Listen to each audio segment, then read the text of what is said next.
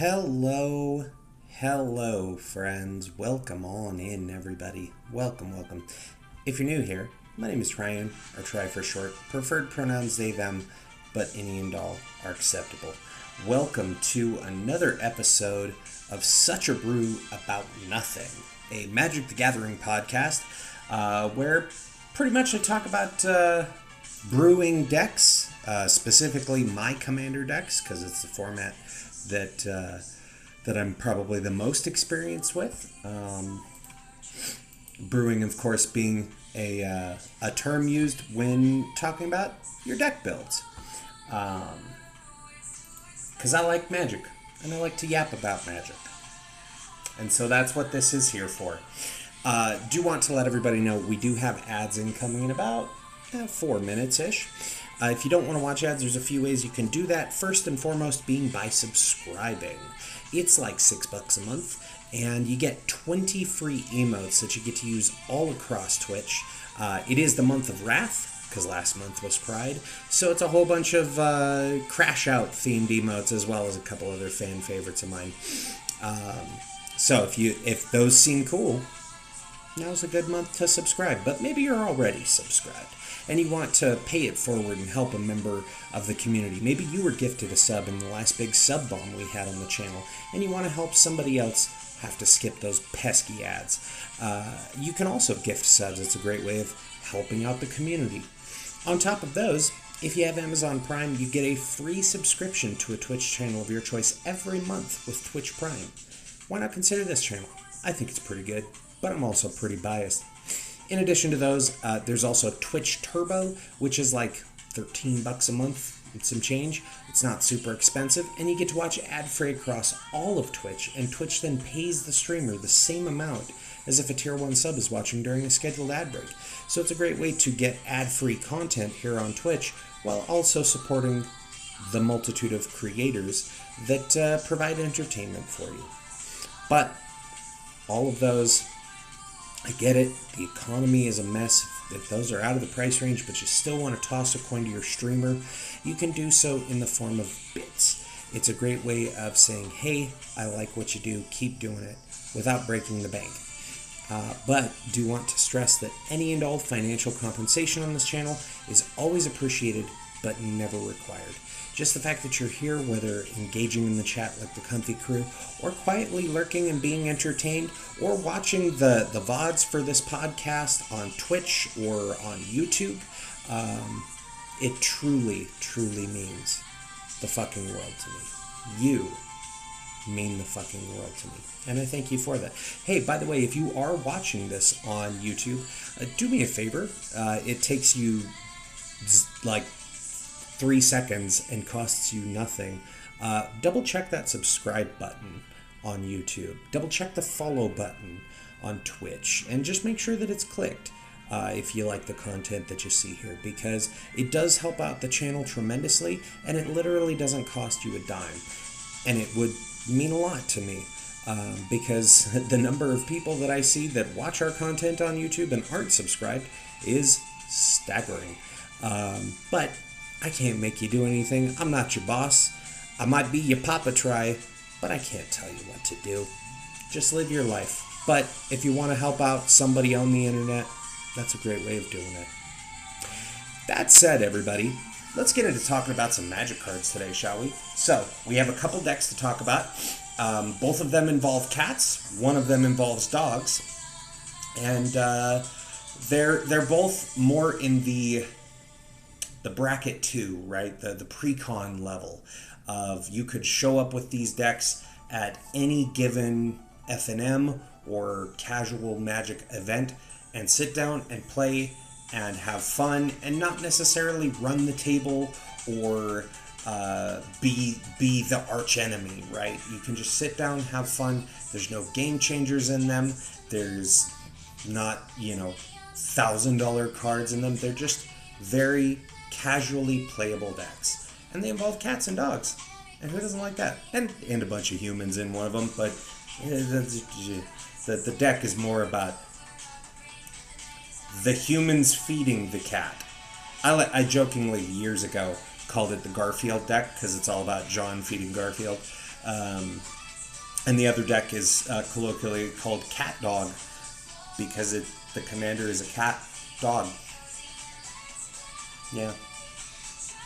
But we're never going to get to those decks if we don't start talking about them. So that ad is starting any second. Listen, I've explained how to not watch those ads.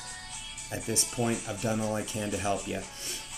Do want to, before we get too deep in the weeds of talking about Magic cards, I do want to, there we go, throw a playlist in the chat there if you're enjoying the music that we'll be listening to in the back half of the episode by Omega on Deck. There is a playlist that I put on Spotify that is public and anyone can listen to if you like the music that you hear. As far as the Get Comfy, Get Cozy stuff by Happy Boy, that is music that he made for me. I haven't gone through the process of putting it on Spotify yet, but maybe soon. Maybe one day. Maybe if enough people ask me about it, maybe the channel themes will go up on Spotify. But we shall see. That's off topic. That's a topic for another day entirely. Let's get into talking about some Magic cards, shall we? Let's get into those cats and dogs. All right. There we go. Put my glasses on really quick so I can see what I'm doing here. Okay, so here we have Trynn and Seri Inseparable. They cost 1 red, green, white, so 1 and Naya, for a 4/4 legendary dog cat. It does upset me that it's not cat dog, but you know, hey, whatever. With a couple of abilities here. So first we have, whenever you cast a dog spell, create a 1/1 green cat creature token. And whenever you cast a cat spell, create a 1/1 white dog creature token. And for Naya, so for red, green, white, and tap, Trynn and Seri Inseparable deals damage to any target equal to the number of dogs you control, and you gain life equal to the number of cats you control. So, ideally, you want to just keep playing dog and cat spells, making more of those tokens, you fire off their ability, and then you get some damage. Hello, Multiverse. Thank you so much for that that hydrate redeem. I appreciate you. Let me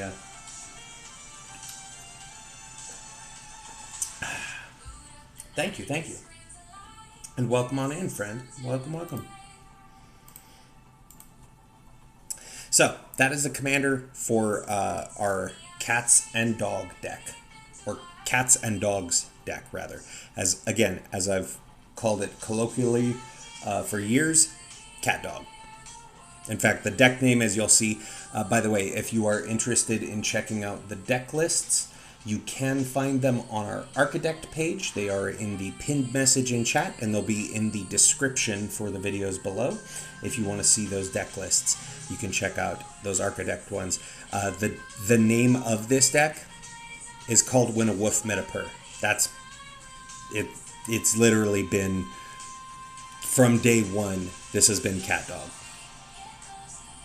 All right, so we're going to keep moving through. Now, there are some cards that are not going to be cats or dogs that just have some good overall use,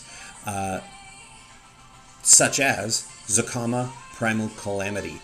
So this is 6 and Naya, so 6 red, green, white, for a 9/9 legendary Elder Dinosaur with Vigilance, Reach, and Trample. And when Zakama Primal Calamity enters the battlefield, if you cast it, untap all lands you control. So, if you have 9 lands and you cast Zakama, it's basically free. If you have more than 9 lands, you could tap all of them, play Zakama, untap all those lands, and any of your unspent mana will stay in your mana pool. So it can potentially mana ramp you. And then below that, we have a few different abilities. We have for 2 and a red, Zakama deals 3 damage to target creature. For 2 and a green, destroy target artifact or enchantment. and for 2 and a white, you gain 3 life. So there's a little bit of a toolbox there. You can either remove creatures, remove artifacts and enchantments, or gain some life. And again, each of them costs 3, so even if you only had the 9 mana, you could cast Zakama, get a 9/9 Vigilance, Reach, Trample, and then fire off each of those abilities. Now, mind you, you can do these abilities multiple times in a turn if you so desire. Right? There's no restriction. You don't have to tap the creature. You can just, if you have the mana to afford it, you can do it. But this one's basically in there. Honestly, it's a good toolbox creature. We talked about our dinosaur deck last week. But that one is in Teamer. It's in red, green, blue. So this one didn't really fit in that, and I had a Zakama, and so I was like, you know what? I want to put it somewhere. Well, having that good utility, they're kind of a backup commander, right? They're the secret commander. They're a good win condition for the deck. So that's why Zakama is here. Moving on, we have Minsk Beloved Ranger, red, green, and white, so Naya, for a 3/3 legendary human ranger. When Minsk Beloved Ranger enters the battlefield, create Boo, a legendary 1/1 red hamster creature token with trample and haste.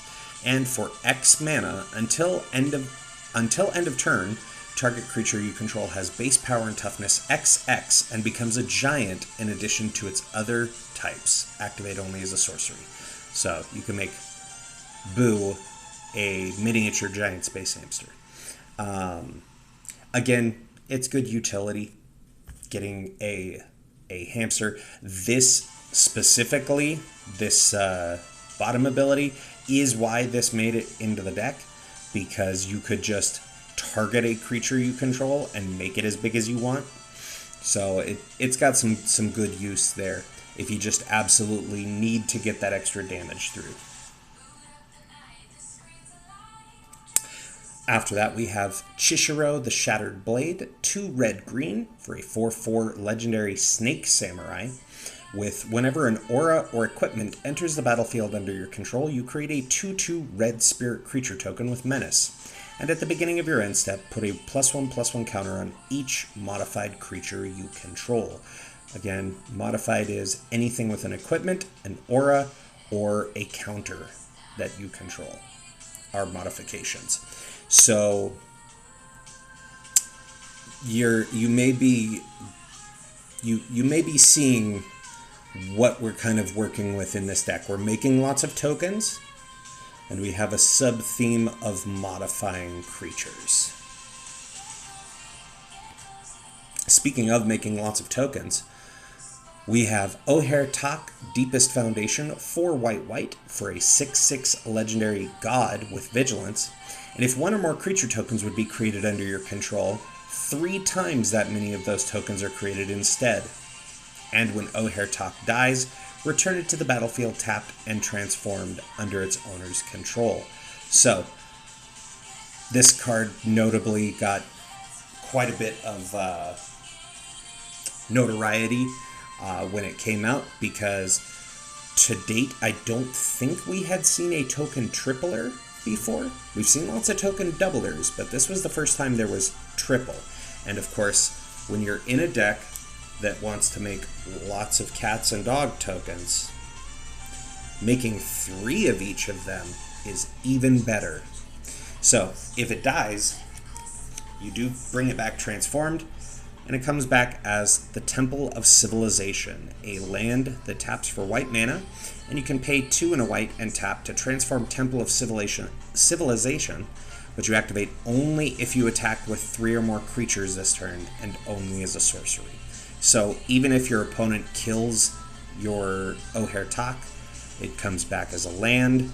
Then you just, if you have enough creatures, you attack with them, you flip them back over, they become a god again. So they're very hard to remove from play. Alright, moving in to more our non-legendary, non-dog and cat creatures, but tangentially related. This is Alpine Houndmaster, Red and white for a 2/2 human warrior with when Alpine Houndmaster enters the battlefield, you may search your library for a card named Alpine Watchdog and or a card named Igneous Cur. Reveal them, put them in your hand, then shuffle your library. And whenever Alpine Houndmaster attacks, it gets +X/+0 until end of turn, where X is the number of other attacking creatures. So again, if we're making lots and lots and lots of cat and dog tokens, this potentially could hit for a lot of damage. And it goes and gets 2 dogs. We like casting dogs. Hey, speaking of something that comes with dogs, this is Dog Walker.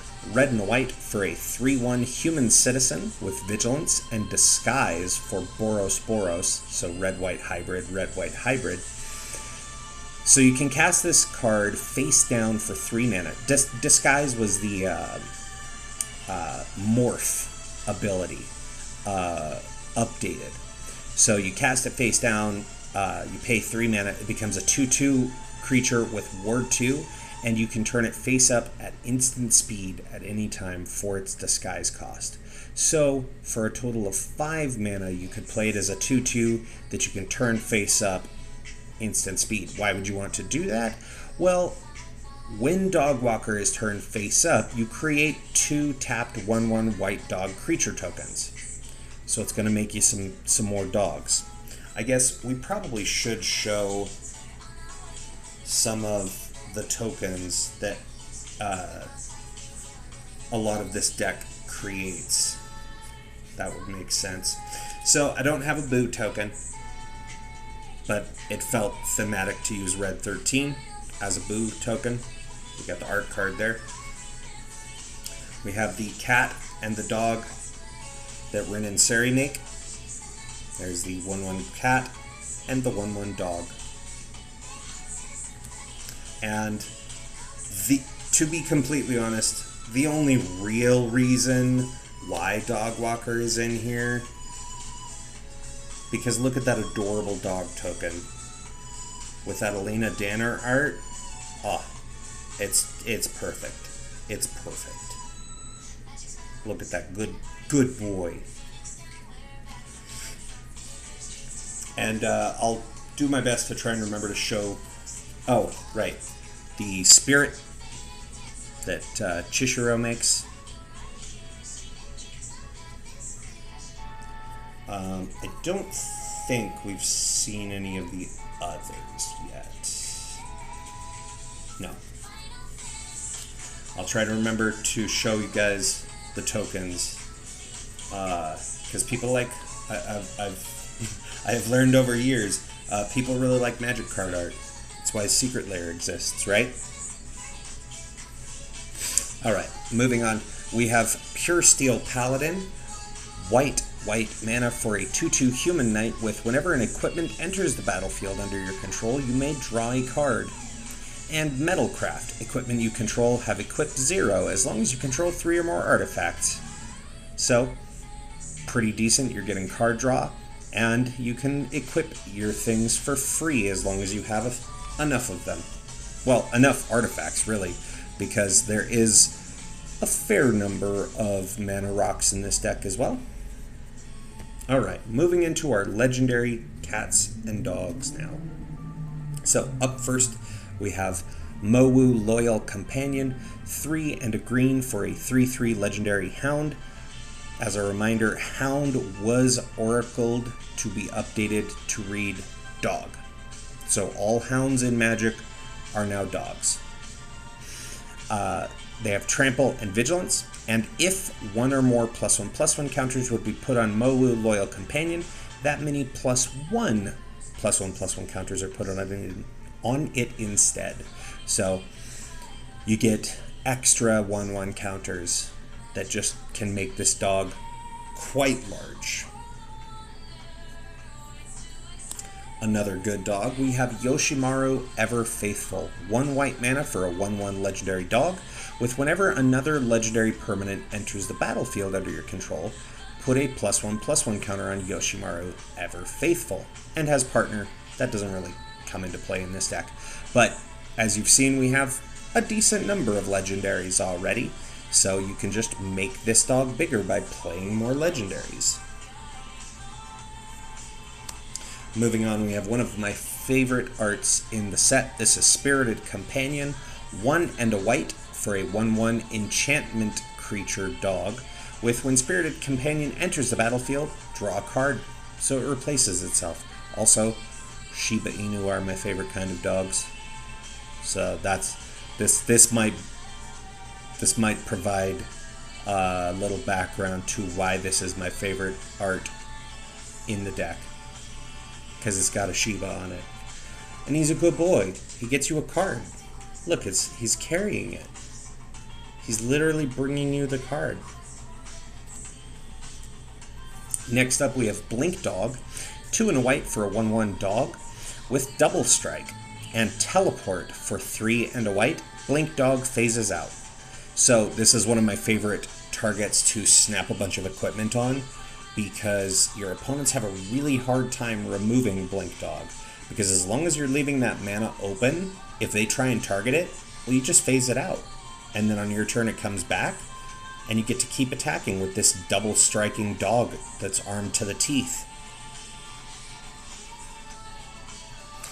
Next after that, it's a cat and dog deck, so of course we're going to have Selfless Savior.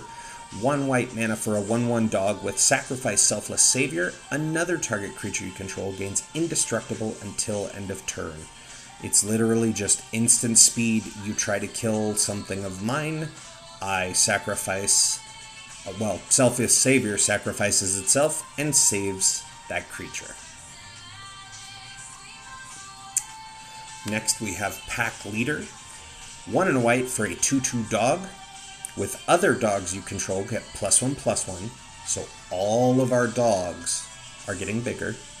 And whenever Pack Leader attacks, prevent all combat damage that will be dealt this turn to dogs you control. It doesn't say other.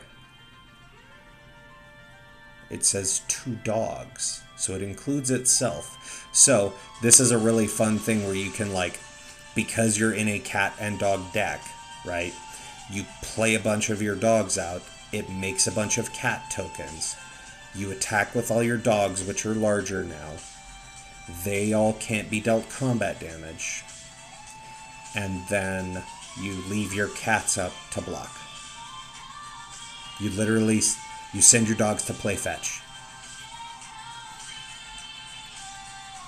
Next after that, we have Mischievous Pup. 2 and a white for a 3/1 dog with Flash, so it can be cast at instant speed. And when Mischievous Pup enters the battlefield, return up to 1 other target permanent you control to its owner's hand. So this is great if you have, like, Spirited Companion. You can bounce it back to your hand, replay it back out, draw that card again. Any of your ETB effects you can trigger a second time, and most importantly, if you have Trynn and Seri in play and you bounce one of your cats or dogs and you play them back out, you'll get to make another one of those tokens, or multiple of them if you have O'Hare Talk. Next we have Enoch Bondkin. 1 and a white for a 2/1 Hound Soldier, so dog soldier, with Outlast for 1 and a white. So Outlast is you pay 1 and a white and tap this creature to put a +1/+1 counter on it. And you do that only as a sorcery. And each creature you control with a +1/+1 counter on it has first strike. So we've seen a few creatures that care about +1/+1 counters. Being able to have Enoch Bondkin out, it makes them all first strikers, which can be invaluable. Next after that, we have Loyal Warhound. 1 and a white for a 3/1 dog with Vigilance. And when Loyal Warhound enters, if an opponent controls more lands than you, search your library for a basic Plains card, put it onto the battlefield tapped, then shuffle. That's just great. 2 mana for a 3/1 Vigilance that gets you a land. That's just a good return of investment. That's a good boy. And there we have the Alpine Watchdog, which is one of the 2 dogs that we get off of the Alpine, is it Alpine Explorer? Alpine Houndmaster. So Alpine Watchdog is 1 and a white for a 2/2 dog with Vigilance. Pretty straightforward. 2 mana 2/2 with upside. I love a good grizzly bear or grizzly dog. And Igneous Cur, 1 and a red for a 1/2 elemental dog with pay 1 and a red. Igneous Cur gets +2/+0 until end of turn. Now again, you can continue to pay that. So if you pay the 2 mana to cast it, next turn you pay that 2 mana, it becomes a 3/2. You could pay more mana, it could become a 5/2, and so on. You could make Igneous Cur quite large. And those are the 2 dogs that are fetched, pun intended, off of Alpine Houndmaster. Those are his dogs. And final dog of the deck, we have Bolt Hound. 2 and a red for a 2/2 elemental dog with haste, so it can attack and tap as soon as it comes into play. And whenever Bolt Hound attacks, other creatures you control get +1/+0 until end of turn. So this is one of the things that I like to, wait, build a big board state up, and then drop Bolt Hound, swing out with him, swing out with the whole board. Everything becomes bigger, and hopefully you can take out the table. Yo, what's up, Elf? Welcome on in. Yes, we are talking about the cat dog deck. So it's all cats, all dogs, all the time. All the goodest boys and floofs. All right, now moving into our cats. Up first, this was the very first Commander Precon I ever bought years ago. And was one of my favorites for many years. And kind of the inspiration when this deck then, when they released Trynn and Seri and let you do cats and dogs, that deck then became this one in many ways. So this is Arabo, Roar of the World, 3 green white for a 5/5 legendary cat avatar with Eminence. At the beginning of combat on your turn, if Arabo, Roar of the World is in the command zone or on the battlefield, another target cat you control gets +3/+3 until end of turn. Can be Trynn and Seri. And whenever another cat you control attacks, you may pay 1 green white. If you do, it gains trample and gets +X/+X until end of turn, where X is its power. So ideally, you give the +3/+3 to Trynn and Seri. That makes them a 7/7. Then you can attack with them. You pay 3 mana. They would become a 14/14, which is pretty good as far as commander damage goes for 3 mana, just for having Arabo out. Next, we have the backup commander from that deck. This is Miri Weatherlight Duelist, 1 green white for a 3/2 legendary cat warrior with first strike. And whenever Miri Weatherlight Duelist attacks, each opponent can't block with more than 1 creature this combat. And as long as Miri Weatherlight Duelist is tapped, no more than 1 creature can attack you each combat. So again, we are in a token deck. We want to be getting lots of cats and dogs into play and constantly be sending them into combat. So the ideal you want to head for, get Miri out, attack with her, then your opponents, you're sending in 15, 20, I've sent 40 creatures into combat in a single turn with Miri in play. Your opponents can block 1 creature. Each of them can block 1 creature. And the nice thing is, because you're going for this big swing out alpha strike, as long as she's tapped, they can only attack you with a single creature. That's pretty slim odds that your opponents are going to be able to retaliate and kill you after you make a big alpha strike, if you don't outright, take out the table.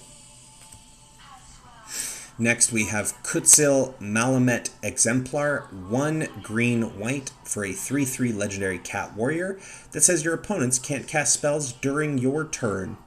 I love that text. It means no counter spells. It's that's one of my favorite sentences in all of Magic. And whenever one or more creatures you control, each with power greater than its base power, deals combat damage to a player, draw a card. So again, we have a sub-theme of modified creatures with equipments and +1/+1 counters and things. If their base power, if their power is greater than the printed base power, if they deal combat damage, you draw a card. So you have that one Dog Lord, you have the one Loyal Warhound, boom. You attack with them, all your dogs, they all draw you cards now. Well, they draw you an card, I guess. Because whenever one or more... Oh no, it is each with power greater than their base. So it is for each of them. My apologies, I misread that part.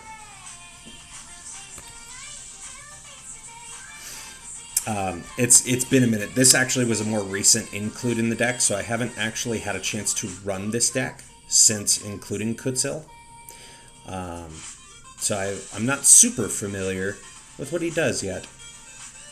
But sometimes you make swaps in a deck and, you know, you get excited about them and then other decks hit the table first. Every Magic player knows that problem. Next we have Zar Ohanen, Scion of Ephrava. 3 green-white for a 4/4 legendary cat warrior with domain. Whenever Zar Ohanen, Scion of Ephrava becomes tapped, put a +1/+1 counter on each creature you control with toughness less than the number of basic land types among lands you control. So we're in a 3-color deck. All of our creatures with 2 toughness or less would each get a 1/1 counter, which would then make them modified, which will then play into our strategy of caring about modified creatures. So all those 1/1 tokens that we make off of playing cats and dogs with Trynn and Seri, they all become 2/2s. And then again, they would become 3/3s. So it's pretty neat. Next we have Kemba Ka Enduring, 1 and a white for a 2/2 legendary cat cleric with whenever Kemba Ka Enduring or another cat enters the battlefield under your control, attach up to 1 target equipment you control to that creature, and equipped creatures you control get +1/+1. And for 3 white, you can create a 2/2 white cat creature token. If you'd like to see, there we go. There's the cats we make. It's even holding a sword to show the thematicness.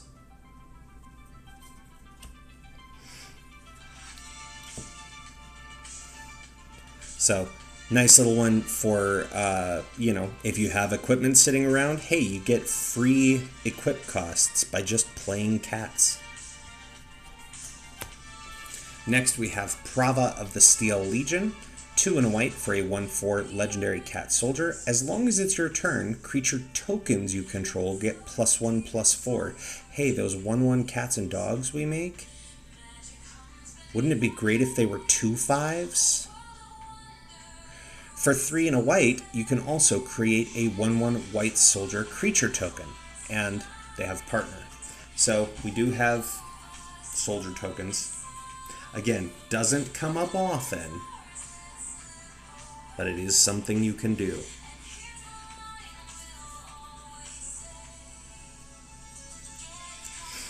And then, continuing on through, we have Jazal Goldmane. Very famously, if you know Magic the Gathering, then you probably know, here we go.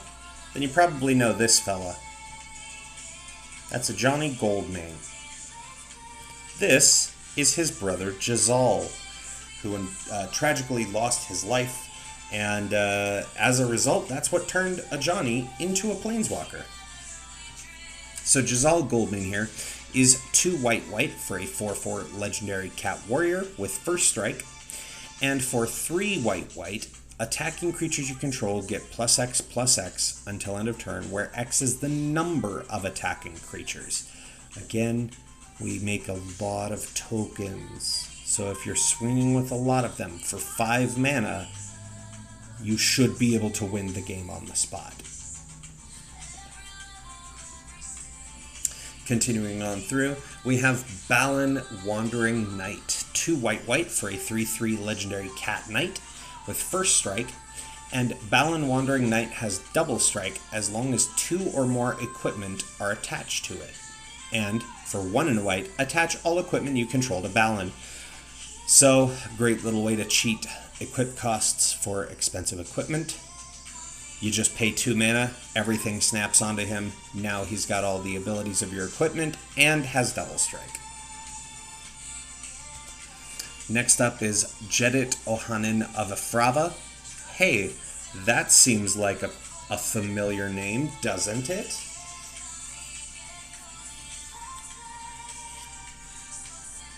We have Zar Ohanin, Scion of Afrava, Jedit Ohanin of Afrava. Look at that. I don't actually know the relation between the two of them myself. I should look that up. You'd think as a Vorthos I would know, but I don't remember. So this is for 3 green, a 5/5 legendary cat warrior with forest walk. So this creature can't be blocked as long as the defending player controls a forest. And whenever Jedit Ohanin of Afrava attacks or blocks, you create a 2/2 green cat warrior creature token with forest walk. So you get to make more unblockable kitties. Namely those ones. So he builds you an army.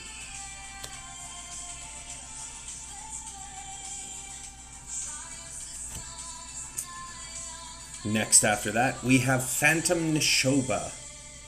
This is 5 green-white for a 0/0 cat bee spirit with trample.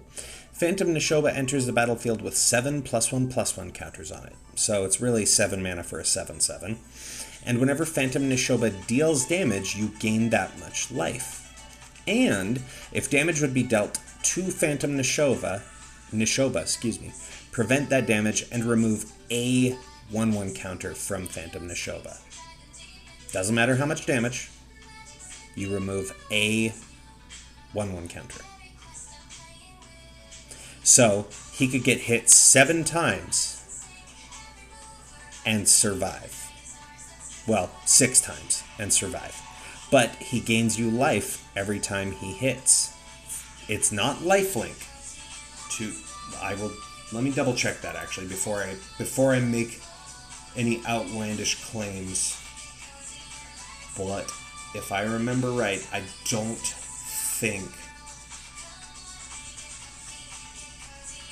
think they have oracled the card. Where is it? There it is. Let's see here.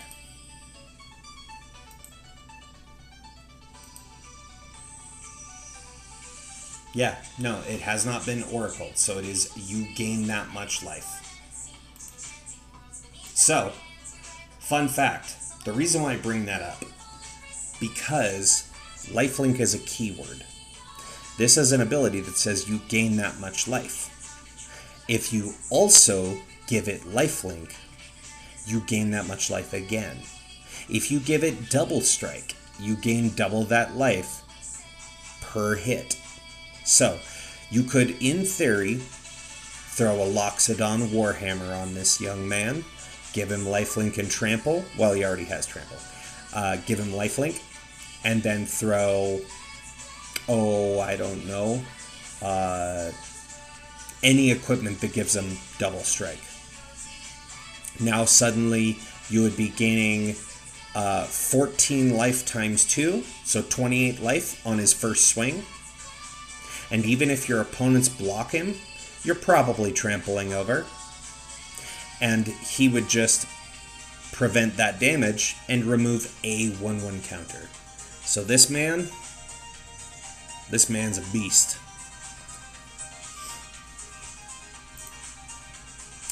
Next up, we have Frondland Felidar. Frondland Felidar. 2 green-white for a 3/5 cat beast with vigilance, and creatures you control with vigilance have pay 1, tap target creature. If only there were a card that existed in the colors of this deck that gave creature tokens vigilance. Maybe. Next, we have Regal Leosaur, red and a white for a 2/2 dinosaur cat with mutate. So see, this is why I wanted to make sure and do this deck next week, because we got a couple things that mutate in here. One mutate for 1 Boros, so red-white hybrid. Whenever this creature mutates, other creatures you control get +2/+1 until end of turn. So all of our 1/1 tokens would become 3/2s. Pretty decent for 3 mana. Next after that is Huntmaster Liger, 3 and a white for a 3/4 cat with mutate for 2 and a white, so a little bit cheaper. Whenever this creature mutates, other creatures you control get +X/+X until end of turn, where X is the number of times this creature has mutated. Look at that. We give ++. Paired with the other mutate creature, that could be twice.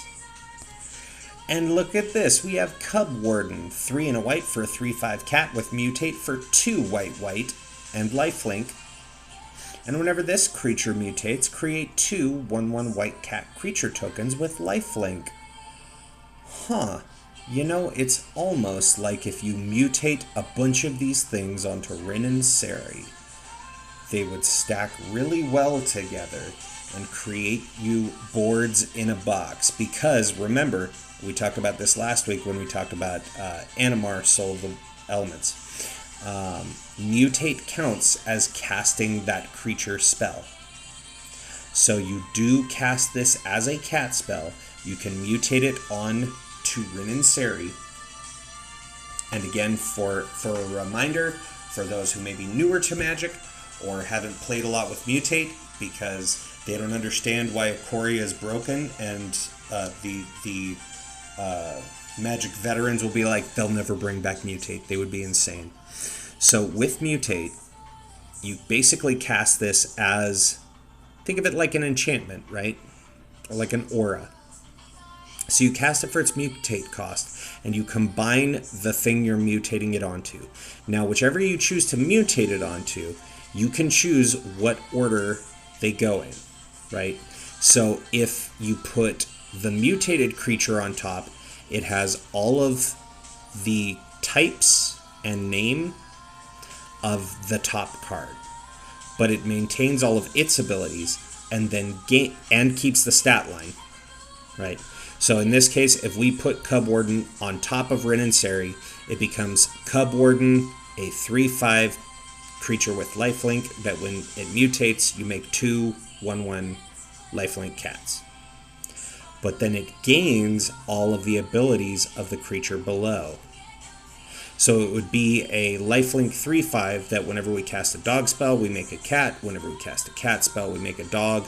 And whenever we pay Naya and tap, by the way, that reads this creature, right? I know it has the creature's name, but because they've mutated, it just, that, anytime you have a card name, right, it just means this creature. So they would gain all those abilities. Or, if you want to keep them as a 4/4, you could then just do this. And now you have Trynn and Seri, a 4/4 with all their abilities, with lifelink, that also can make you 1/1 cats when you mutate. That also makes you dogs and cats when you're casting those mutate spells. So there's the synergy and why we have a couple mutate pieces in this deck. Next up we have Leon and Shikari, 1 and a white for a 2/2 cat soldier with you may play equip abilities anytime you could play an instant. So basically you just get to activate your equip abilities. On opponent's turns, if you need to move your equipment around and get a sudden gotcha, great way to do that. I swear my playlist is not shuffling. It's been playing everything in order. That would make sense. Okay, next after that we have Set's Tiger, 2 white for a 3/3 cat with flash, so it can be cast at instant speed. When Set's Tiger enters the battlefield, you gain protection from the color of your choice until end of turn. You can't be targeted, dealt damage by, or enchanted by anything of the chosen color. I love using this when my opponent is about to try and alpha strike and take me out. You just flash in this creature. Say your opponent's in a red-green deck and most of their big green stompy creatures are threatening lethal. You drop Set's Tiger, you go pro-green. Now none of their green creatures deal damage. Great way to save yourself from the brink. Next after that we have Leonin Warleader, 2 white for a 4/4 cat soldier with whenever Leonin Warleader attacks, create 2 1/1 white cat creature tokens with lifelink that are tapped and attacking. Look at that. We have another thing that makes us lifelink cats. I don't think I have other... No, I don't have other cat tokens for that. I just use them all the same and use dice. Next we have Kutzil's Flanker, 2 and a white for a 3/1 cat warrior with flash, so instant speed cast. When Kutzil's Flanker enters the battlefield, choose one. Put a +1/+1 counter on Kutzil's Flanker for each creature that left the battlefield under your control this turn. Or you gain 2 life and scry 2, or exile target player's graveyard. So this is one that you kind of want to flash in after a board wipe has happened. You could pay 3 mana, flash it in after a board wipe goes off. However many creatures you lost, which again, we're in a token deck. That could be a lot. You could make a gigantic creature to replace the board that you lost. Next after that is Malamet Brawler, 1 and a green for a 2/2 cat warrior. Whenever Malamet Brawler attacks, target attacking creature gains trample until end of turn. This is mainly in here to make sure we can get trample on typically Trynn and Seri. I kind of tend to load them up and send them into combat. Kill with commander damage, it's just fast. So this is a way to make sure that they get trample. Or maybe if you have the previous mentioned, Kutzil's Flanker. Maybe you played this and made it huge, then you drop Malamet Brawler, and now you can give this giant creature trample. After that we have Pride Malkin, 2 and a green for a 2/1 cat. When Pride Malkin enters the battlefield, put a +1/+1 counter on target creature you control. Look at that, more of that modified strategy. And each creature you control with a +1/+1 counter on it has trample. Go figure. So now we get just a standing benefit for having 1/1 counters. After that is Territorial Scythe Cat, 2 and a green for a 2/1 cat with trample. And Landfall. Whenever a land enters the battlefield under your control, put a +1/+1 counter on Territorial Scythe Cat. You love a good 3 mana 2/1 that gets bigger as the game goes on. Up next is Generous Stray, 2 and a green for a 1/2 cat with when Generous Stray enters the battlefield, draw a card. It's another cantrip creature, so we're paying 3 mana. We get a 1/2 and a 1/1 dog if Trynn and Seri are out. And we get to replace this card with a card from our deck, because it enters and you draw. That's called a cantrip. And final, well, not final cat, there's one more cat. But next after that we have Nishoba Brawler, 1 and a green for a star 3 cat warrior with trample. And Domain, Nishoba Brawler's power is equal to the number of basic land types among lands you control. So, I mean, at best, 2 mana 3/3 trample, that's not a bad exchange rate. especially because it could become larger with equipment. And into the next stack, we have the final, now we have the final cat. This is Lion Sash. Listen, anybody who's played any kind of modern or competitive commander, you probably are aware of Lion Sash. This card is a menace. 1 and a white for a 1/1 artifact creature equipment cat. So it's type creature cat, but is also an artifact equipment because it has reconfigure for 2 mana. So for 2 mana, you attach to target creature you control. So this becomes an equipment, you attach it to something, or unattach it from a creature. Reconfigure only as a sorcery, and while attached, this isn't a creature. So you reconfigure it, put it on something. The cool thing about this is if the creature it's equipped to dies, this just reverts to being a creature again. So it's kind of nice. But as far as abilities, you can pay 1 white mana, exile target card from a graveyard. If it was a permanent card, put a +1/+1 counter on Lion Sash.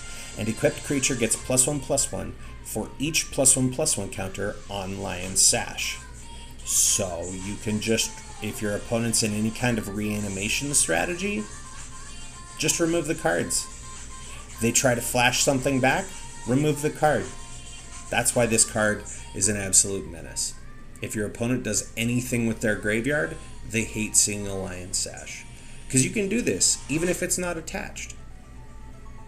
You could just make this thing bigger, and then all of a sudden, for 2 mana, you snap it onto a creature, and now that thing's huge.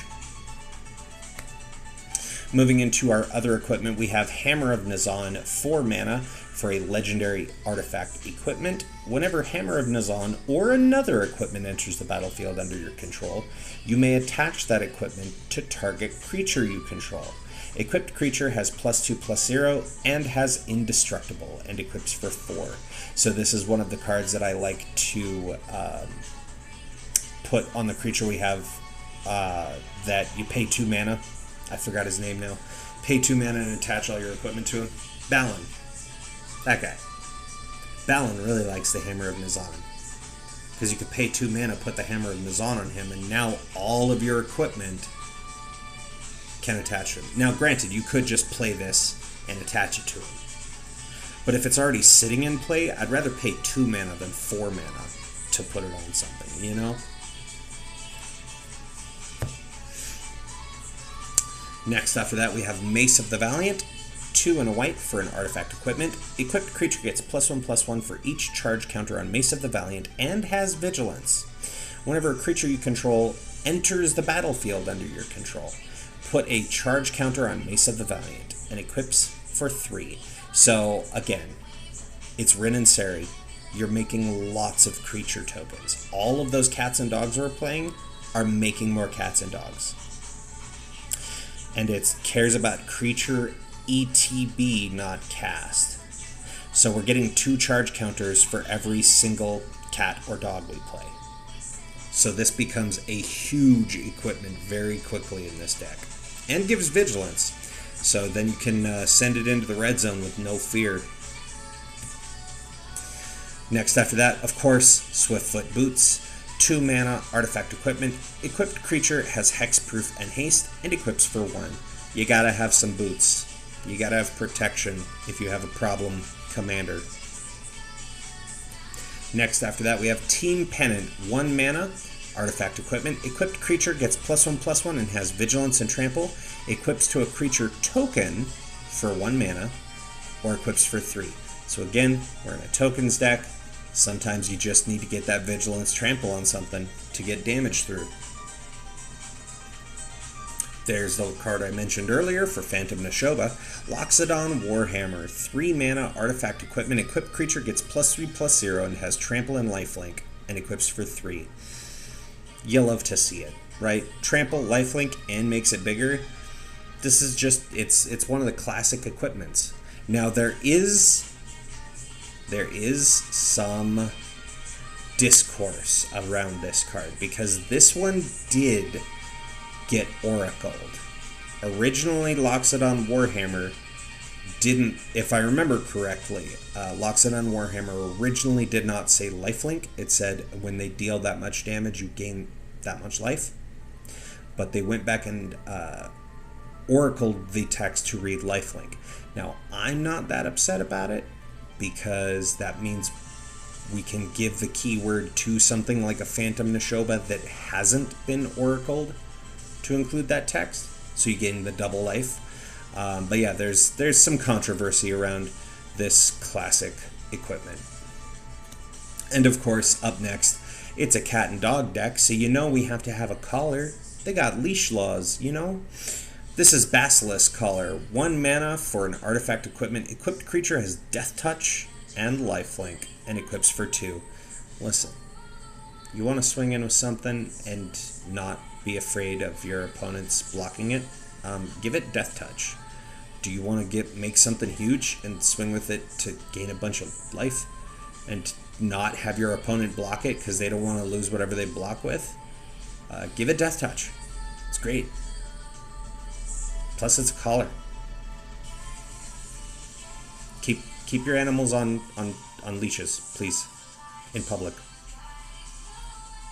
It's public spaces. Follow leash laws. Be a good human. After that, we have Icon of Ancestry. 3 mana artifact. As Icon of Ancestry enters the battlefield, choose a creature type. Creatures you control of the chosen type get +1/+1.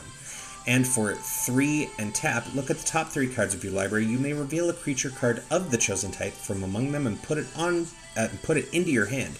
Put the rest on the bottom of your library in a random order. I usually name cat with this because we do have the dog that already does this effect, giving the +1/+1. And there do tend to be more cats in this deck than there are dogs. So I tend to side towards cats for the Icon of Ancestry because we're more likely to find a cat off of it. After that, we have Girapur Orrery, 4 mana artifact. Each player may play an additional land on each of their turns, and at the beginning of each player's upkeep, if that player has no cards in hand, that player draws 3 cards. So this was a rather late include into this deck. One of the problems that I found with it, being that we're in Naya, we don't have a ton of card draw. Like, we've got some good, some good speedy creatures, we've got some decent ramp, we've got some decent removal, but not a ton of ways to get cards in hand. And because we're in a deck that wants to constantly be playing cats and dogs, you want to make sure you have cards. So even though this does reward everybody, and plus, the other trick I've found, you play the politics of this, of like, hey, I'm helping everybody. We all get to play more lanes. We all get to draw cards if we have no cards. Like, that's just, I'm helping. I'm just a friendly little guy. I'm just a little cat dog, right? Only to then use it to your advantage and hopefully overrun the table. Next, after that, we are getting into our Mana Rock package. Again, this deck, as you've seen, it does get thirsty for some mana. So we have Arcane Signet, 2 mana for an artifact. Tap to add a mana of any color in your commander's color identity. It's just good Mana Rock. Next up, we are moving into our enchantments for the deck. That was all of our artifacts, by the way. This is War Leader's Call, 1 red-white for an enchantment. Creatures you control get +1/+1. I love when it's more open to all of our creatures.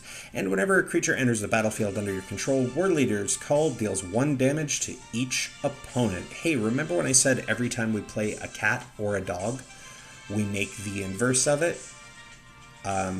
It triggers off of both of those. You cast a cat, you make a dog, the dog pings the table for 1, then that cat enters and pings the table for 1. You're just getting a shock to each of your opponents for every creature you play. After that, we have Fervor, 2 and a red for an enchantment. Creatures you control have haste. I love having haste in a token deck. Next up, hey, listen, there's one thing this deck wants to do, man. Warstorm Surge, 5 and a red for an enchantment. Whenever a creature you control enters, it deals damage equal to its power to any target. Of course, Warstorm Surge is in a cat dog deck. So we're going to play that cat. We make the 1/1 dog. We deal a damage anywhere we want. Then the cat enters. We deal its power and damage anywhere we want. Like, of course, Warstorm Surge is in here. Oh, look at that. There's Impact Tremors. Impact Tremors is an enchantment for 1 and a red. Whenever a creature enters the battlefield under your control, Impact Tremors deals 1 damage to each opponent. Yeah, we want all of these effects. So, and plus, you know, if you get all of them out, you could probably win the game relatively quickly. If not, then, hey, this is repeatability. This is reliability. Between those 3 ping the table cards, this is a good way to ensure that you get one of those sources in your deck. And then on top of that, there's Ferocity of the Wilds. For 2 and a red, an enchantment. Attacking non-human creatures you control get +1/+0 and have trample. So we can get damage when they enter, and then send them into combat, and then they all become bigger and have trample, and you just continue to stay on the aggressive. Assisting with that, hey, you remember earlier when I said Intangible Virtue, 1 and a white for an enchantment. Creature tokens you control get +1/+1 and have vigilance. Boy, howdy, do I like making 2/2 cats and dogs that don't tap when they attack. Just for casting my cats and dogs. Especially if I can give them +1/0 and trample with the previous card. And have something like an Impact Tremors to have them do damage. Just send them. Just send all the cats. Let the dogs out. Listen to the Baja Man. Another way to help you do that, here's Felidar Retreat. 3 and a white for an enchantment with landfall. Whenever a land enters the battlefield under your control, choose 1. Create a 2/2 white cat beast creature token, or put a +1/+1 counter on each creature you control. Those creatures gain vigilance until end of turn. I mean, you had to know that Felidar Retreat is going to be in a cat and dog deck. You know? We had to. We had to. Also, I've added other versions as well. I know it's green, but I just like the artwork of that cat. And a modified one to read Beast. So we have lots of cat beasts. Because you're going to wind up with different cat beasts with different powers. I've played this deck a few times, and it inevitably happens every time. Not just sometimes. Every time. Because sometimes you're playing that land, you're making the token. Sometimes you're playing that land, you're putting counters on all your stuff.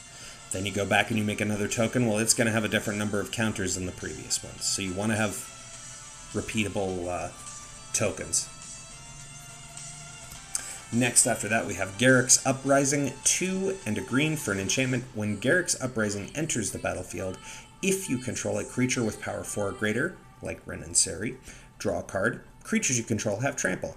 And whenever a creature with power 4 or greater enters the battlefield under your control, draw a card. Now, we don't have a ton that are going to be over power 4, unless you have War Leader's Call, Intangible Virtue, and either the Icon of Ancestry or the what was it, Pack War Leader, right? If you have a few of those lords in play, then those cats and dogs you're making are getting those pluses as they're entering, which would make them 4/4s and let you draw cards. And if you have Ohertak out, you'd be making 3 of them. So you'd be drawing 3 cards. But even still, listen, dropping this as a cantrip to replace itself and give all your creatures trample, that's good enough for 3 mana. But it could always do better.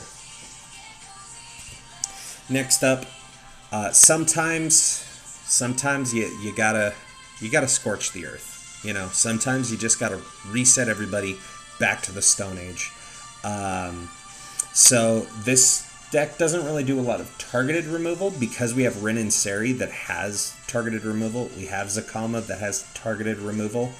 So I just put board wipes in here because this deck can rebuild a board quickly. So we can bounce back from a board wipe much faster than opponents. So this is Hour of Reckoning. 4 white for a sorcery with Convoke. So you can tap your creatures to help pay the cost of this, and it'll pay for either 1 or a mana of that creature's color. So you could tap all your dog tokens to pay for the white mana pips. Destroy all non-token creatures. Wait. What was that word? What was that last word? Destroy all non-token creatures. But this is a token deck.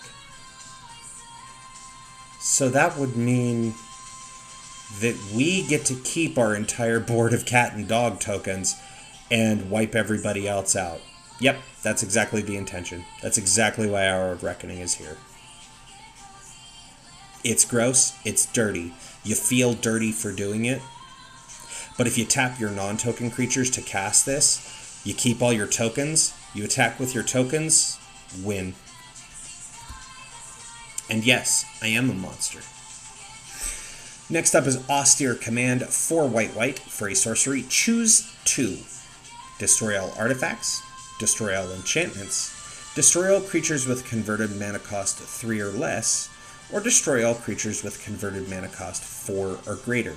So typically, the modes I like to choose, I very often will choose either artifacts or enchantments, depending on, what my opponents are doing, and destroy all the 4 or greater, because that means, again, we get to keep all of our small stuff. We get to keep all of our little guys. We get to keep all of our tokens.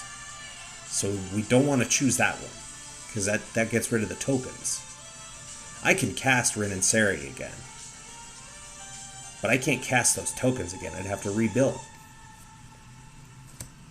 Next, after that, we have Kayla's Command. 1 white for a sorcery. Choose 2. Create a 2/2 colorless construct artifact creature token. I do not have a token specific for that, for this deck. But I use these as markers if I ever come down to it, because dogs like to chase squirrels. Has a dog in the art. There you go. Or food. Sometimes I'll just use the food token to show, like, oh, this is my construct. Or the other option I've done, again, if you don't have to use them for it, there you go. There's 2/2 construct. Why am I doing this? Because everybody asked me to share token art. So, there you go, chat. That is now all of the token arts that I use in this deck. But Kayla's Command here, so we have to choose 2 of the 4 modes. One of them is make a 2/2 colorless construct, or put a +1/+1 counter on a creature you control. It gains double strike until end of turn. Usually one of the options right there would make. Or search your library for a basic Plains card, reveal it, put it into your hand, then shuffle. Usually the other option. Or you gain 2 life and scry 2. Also sometimes one of the options. But typically it's put a 1/1 counter on something, it gains double strike, and go get a basic land. Because it's mana ramp in white. It's not common. And then we have our final spell of the deck. This is Summoner's Pact, a 0 mana instant with search your library for a green creature card, reveal it, put it into your hand, then shuffle your library. and at the beginning of your next upkeep, pay 2 green green. If you don't, you lose the game. So usually this is there to get one of those big toolkit legendaries. This goes and gets Miri. This goes and gets Erebos. This goes and gets Zakama, right? That's really why this is in here. It's to get one of those big, like, hey, I'm going to end the game toolkit pieces. That's usually what you use Summoner's Pact for. But again, like I said, this is a bracket 2 deck. So you don't want to put your worldly tutors in there, right? This is meant to be a casual, just dumb, fun, I play cats and dogs and have a good time deck. But sometimes you need the Summoner's Pact to, play to your outs. Alright, moving in to our non-basic lands. Up first, we have Evolving Wilds. This one looks a little bit different than you might be used to. This is the Adventures of the Forgotten Realms treatment. I forget exactly what they called it. But Evolving Wilds, it's a land, you tap and sacrifice it to go search your library for a basic land card, put it onto the battlefield tapped, then shuffle. Which is pretty good. Next up is Jungle Shrine. Enters the battlefield tapped, and you can tap it to add red, green, or white to your mana pool. It's basically a command tower for this deck. Which, oddly enough, this deck does not run a command tower. Because reasons. I just decided I didn't want to put command tower in there, effectively. But it does run Rith's Grove, which is a lair land. When Rith's Grove enters the battlefield, sacrifice it unless you return a non-lair land you control to its owner's hand and taps for red, green, or white.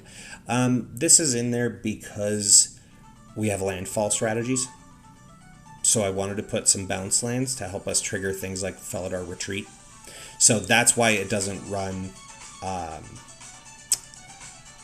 Command Tower. Because I just decided, you know what? I'd rather have Rith's Grove so we can bounce something to keep triggering landfall. Next after that we have Exotic Orchard. Adds a mana of any color that an opponent's land could produce. Again, it's similar to a command tower. After that is Restless Prairie. This is a land. It enters the battlefield tapped. Taps for a green or white. And you can pay 2 green-white. Restless Prairie becomes a 3/3 green and white llama creature token until end of turn. And it's still a land. But whenever Restless Prairie attacks, other creatures you control get +1/+1 until end of turn. Look at that. We turn the land into Cusco, and Cusco lets the dogs out. After that, we have some of the game lands. Blossoming Sands enters tapped. When it enters, you gain a life and taps for a green or white. Selesnya Sanctuary enters tapped. And when it enters the battlefield, you return a land you control to its owner's hand, but it taps for green and white, not or. So again, bounce land. Want to trigger that landfall some more. Krosan Verge enters the battlefield tapped, taps for a colorless, and you can pay 2, tap and sacrifice Krosan Verge. Search your library for a forest card and a plains card. Put them onto the battlefield tapped, then shuffle. I will say this deck does not run any non-basic plains or forests, to the best of my recollection. It's just in there because it'll get you, get you a couple of basics. Next up, Windscarred Crag. Enters the battlefield tapped, and when it enters you gain a life. Taps for red or white. Another one of those gain lands. Here is the red-white bounce land, Boros Garrison. Enters tapped. When it enters, you return a land you control to your hand, and it taps for red and white. After that is Sunbaked Canyon. This is one of the pain lands. It's a land that you tap and pay 1 life to add a red or white, or you can pay 1, tap, and sacrifice Sunbaked Canyon to draw a card. Because sometimes late game, you just need the card, After that, we have Clifftop Retreat. This is a land. It enters a battlefield tapped unless you control a mountain or a plains, and taps for a red or a white. Next after that is Carplucin Forest. It's a land, taps for colorless, or you tap and add red or green, and Carplucin Forest deals 1 damage to you. Again, another pain land. But, you know, hey, if you gotta fix your mana early game, it's worth taking the 1 damage. You know? And then late game, tap it for colorless. Then we have Rugged Highlands, the red-green gain land. Enters the battlefield tapped. You gain a life when it enters, and it taps for a red or a green. You've probably noticed there's not a ton of red in this deck, and most of the ones that are like single pip cards. So it's primarily green and white with, you know, little splash of red for flavor. Next after that is Axguard Armory. It's a land, enters a battlefield tapped, taps for a white, and you can pay 1 red, white, tap, sacrifice Axguard Armory, search your library for an aura card and or an equipment card, reveal them, put them into your hand, then shuffle your library. So you get a little bit of a, you know, late game tutor if you need to get one of your good equipments into your hand. Then we have Vivid Meadow. This is a land that enters the battlefield tapped with 2 charge counters on it. You can tap to add a white mana to your pool, or tap and remove a charge counter from Vivid Meadow to add 1 mana of any color to your pool. Again, it's just decent versatility. This effectively, for 2 turns, 2 taps worth, could be any of our other colors that we may need. Next after that we have Bredegard Stronghold. Enters the battlefield tapped, taps for a green, and you can pay green, white, and sacrifice Bredegard Stronghold. You put a +1/+1 counter on each of up to 2 target creatures you control, then gain Vigilance and Lifelink until end of turn. And you activate this ability only time you could cast the sorcery, which is the wordy way of saying do this only at sorcery speed. But yeah, sometimes, you know, hey, sometimes you just need the 2 1/1 counters and some Vigilance Lifelink on your creatures. Sometimes the buff is worth it to go down a land, you know? Then after that we have Vivid Grove, much like the previous Vivid land we saw. Enters the battlefield tapped with 2 charge counters, tap to add green, or tap, remove a charge counter from Vivid Grove, and add a mana of any color to your pool.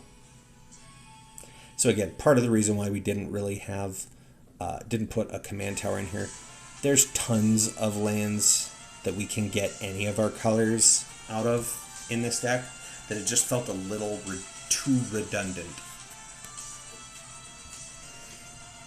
Plus, it was a bit of a challenge, you know. Sometimes people tell you, well, I bet you can't build a deck without this, and that's how you prove them wrong. All right, moving into our basics. So we've got a few to get through here. Up first, we have anyone who's been watching the news from MagicCon Amsterdam is probably very excited for the Hobbit set coming out. We have a basic mountain. This is one of the map lands from Lord of the Rings. I thought they were pretty neat. Then we have our metal poster version from All Will Be One. We have some of the horror lands from Midnight Hunt. There's one.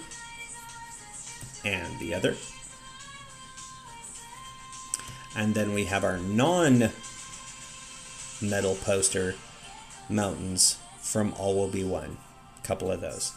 It's also one of the rare instances where I have repeating land art, just because I never really bothered to update it. Then for forests, we have another one of those Lord of the Rings forests. Metal poster forest from All Will Be One. Midnight Hunt Horror Lands. And the other one.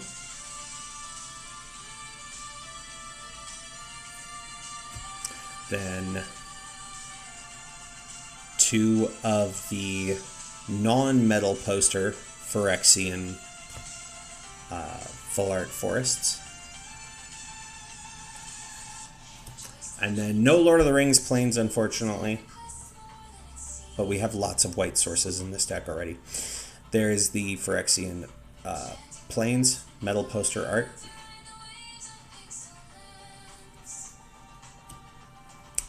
Midnight Hunt.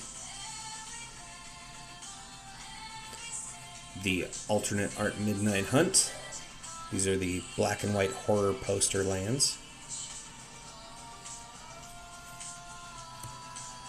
Non-metal poster Phyrexian Plains. And the second one. And that is the cat dog deck, everybody.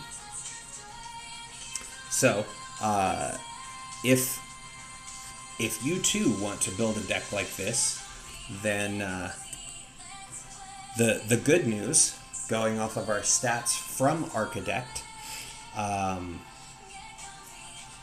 this is a Core 2 deck, bracket 2, so it is not going to get a bunch of people upset. Salt summary score very low at 29.6%, or 29.6 points. I'm not entirely sure how they calculate it, but well below the median, right? The median, the like average deck is about a 41. The median is a 39. This is at 29, so it's well below the curve. And if you were to buy all printings of these cards from a Card Kingdom, for example, you could buy this entire deck for just over $300. So very affordable in the grand scheme of like, and again, that is for these exact printings, right? And some of the most expensive cards in the deck, Trynn and Seri, is one of the most expensive cards in the entire deck. And there are probably cheaper versions of them you could get. But overall, fairly affordable deck, fairly fun deck to play. You're not going to wind up with a bunch of your opponents upset at you because of it. It's just generally a good time to play. All right? So, that is it for cats and dogs. We are going to move on to the Garfield deck, which is called Feed the Kitty. But before we do that, we're going to take just a quick little break. We're going to change up the playlist here and listen to some of the fantastic music from Omega on Deck, friend of the channel, because he is awesome and was kind enough to let me use his music on stream. So we do have that playlist posted in the chat if you would like to listen to this playlist for yourself. Otherwise, we are going to crank up the tunes, take a quick bio break, let everybody cycle their fluids, grab your snacks, maybe grab a deck that you've been waiting to re-sleeve, and this is a perfect moment to do that. We'll be back in just a moment. Don't go away. We'll see you very soon.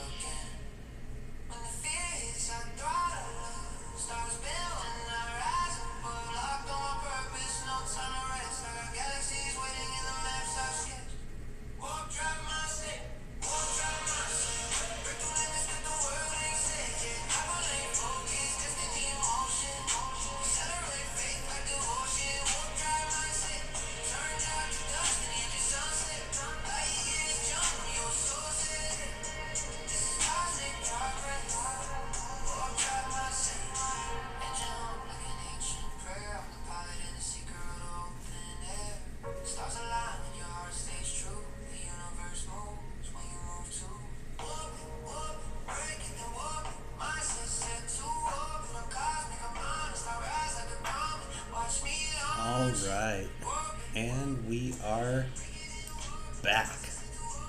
Hopefully everybody had a good little break there, a chance to freshen up a little bit. Let's get into talking about from cat dog to one of the most famous cats in multimedia history. I like to call this deck Garfield, or I Hate Mondays, or Lasagna Cat, or Feed the Kitty, or Grumpy Cat. It's had a number of joke nicknames over the years, but the deck is called Feed the Kitty, and that is because it is a partner commander deck helmed by Silvar, Devourer of the Free, 3 black-red for a 4/2 legendary cat nightmare with partner with Trynn, Champion of Freedom, who we'll see in just a moment. So when this creature enters, you can search your deck for that card and put it in your hand, then shuffle. But because both of them are in the command zone, of course that doesn't trigger. It just basically means, hey, these 2 creatures can be your commanders. Silvar has Menace, and at instant speed, you can sacrifice a human, put a +1/+1 counter on Silvar, Devourer of the Free. It gains indestructible until end of turn. So, the joke there being, you feed the kitty. What do you feed it? You feed it people. The kitty eats people. Which leads to Silvar's partner, Trynn, Champion of Freedom. 3 and a white for a 3/3 legendary human soldier, partners with Silvar, Devourer of the Free. And at the beginning of your end step, if you attacked this turn, create a 1/1 white human soldier creature token. So, ideally, the strategy you want, you sacrifice a human to Silvar, becomes a 5/3 menace and indestructible. And then just by attacking with Silvar, if you have Trynn in play, they will make you a 1/1 white human soldier creature token, which you could then feed to Silvar, making him larger on the next turn, which would make you another human soldier. And there's the overall idea that we want. To show the tokens, because people want to see those. There's the human soldiers. This was these were backup commanders in one of the Ikoria commander decks. So you see we have the 3 different human soldiers there that are they're kitty chow. Moving on, we have one of the, you could run this as a backup commander. It is still a cat. This is King Caesar Awoken Titan, which is the Godzilla version of Snapdack's Apex of the Hunt. So for 1 red, white, black, or 1 in Mardu, you get a 3/5 legendary dinosaur cat nightmare. So still cat nightmare. With mutate for 2. Oh my goodness, what is black-red? Rakdos. For 2 Rakdos, so black-red hybrid, white-white, has mutate. So you could mutate this onto Silvar and make it a 3/5 double strike that would keep Silvar's menace and indestructibility, or you could keep it as Silvar and give it double strike, and whenever this creature mutates, it deals 4 damage to target creature or planeswalker an opponent controls, and you gain 4 life. So, if memory serves, this is the only mutate creature in the deck, so it's just going to do that 1 time, but does add double strike, and because we have a commander that wants to be on the attack, giving it double strike is very nice. Plus, it's a Godzilla card. It's pretty cool looking. After that is Carter Doomscourge, 2 black-red for a 4/3 legendary demon berserker. When Carter Doomscourge enters the battlefield, until your next turn, creatures your opponents control attack each combat if able, and attack a player other than you if able. So basically they become goated, but this was before goad had become a keyword when this card was created. And whenever an attacking creature dies, each opponent loses 1 life, and you gain 1 life. So I like to use Carter here, attack with a human soldier and with Silvar, then sacrifice the attacking human creature token to give Silvar that +1/+1 counter and make him indestructible. And because it doesn't matter who's attacking creatures, it can be our own, we could sacrifice them at instant speed and drain the table. And because you can do it more than once, if we have a board full of human tokens, or a board full of humans, we could attack with all of them, sacrifice all of them to Silvar, and get a big drain out of the table.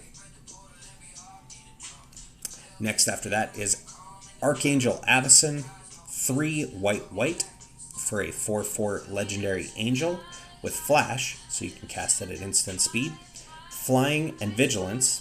So flying, of course, can only be blocked by creatures with flying or with reach, and vigilance doesn't have to attack when attacking. And when Archangel Avacyn enters the battlefield, creatures you control gain indestructible until end of turn. And when a non-angel creature you control dies, transform Archangel Avacyn at the beginning of the next upkeep. So again, we have a sacrifice outlet on a stick in the form of Silvar. We could do sacrificing a human, transforming Avacyn, which would bring her into play as Avacyn the Purifier, a 6/5 legendary angel with flying, and when this creature transforms into Avacyn the Purifier, it deals 3 damage to each other creature and each opponent.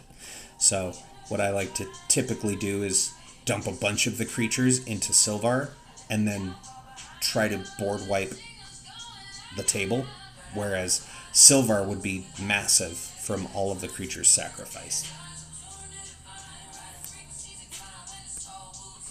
Next after that is Kedis Emberclaw Familiar, 1 and a red for a 1/1 legendary elemental lizard, with whenever a commander you control deals combat damage to an opponent, it deals that much damage to each other opponent and partner. So again, the deck kind of heavily relies on Silvar going into combat. If you have Kedis in play, say you attack one opponent with Silvar, you're going to deal that much damage to each of your opponents. So it's kind of a backup little win condition there to try and kill the table as quickly as possible. After that, we have Cavalry Pegasus, 1 and a white for a 1/1 Pegasus with flying, and whenever Cavalry Pegasus attacks, each attacking human gains flying until end of turn.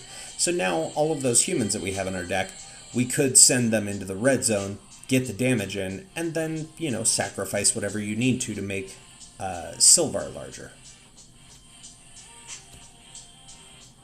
After that, moving into our now stack of humans, we have Winota, Joiner of Forces. Listen, it's a human deck that cares about attacking with a non-human. Of course, Winota is going to be in here. Winota is 2 red-white for a 4/4 legendary human warrior, with whenever a non-human creature you control attacks, look at the top 6 cards of your library. You may put a human creature card from among them onto the battlefield tapped and attacking. It gains indestructible until end of turn, and put the rest of the cards on the bottom of your library in a random order. So we attack with Silvar. Winota is going to get us a human into play tapped and attacking, and rinse and repeat. After that is Adriana, Captain of the Guard, 3 red-white for a 4/4 legendary human knight with melee, which is whenever this creature attacks, it gets +1/+1 until end of turn for each opponent you attacked this combat. So it could attack as a 7/7 if you're in a 4-player game and attacked each of your opponents.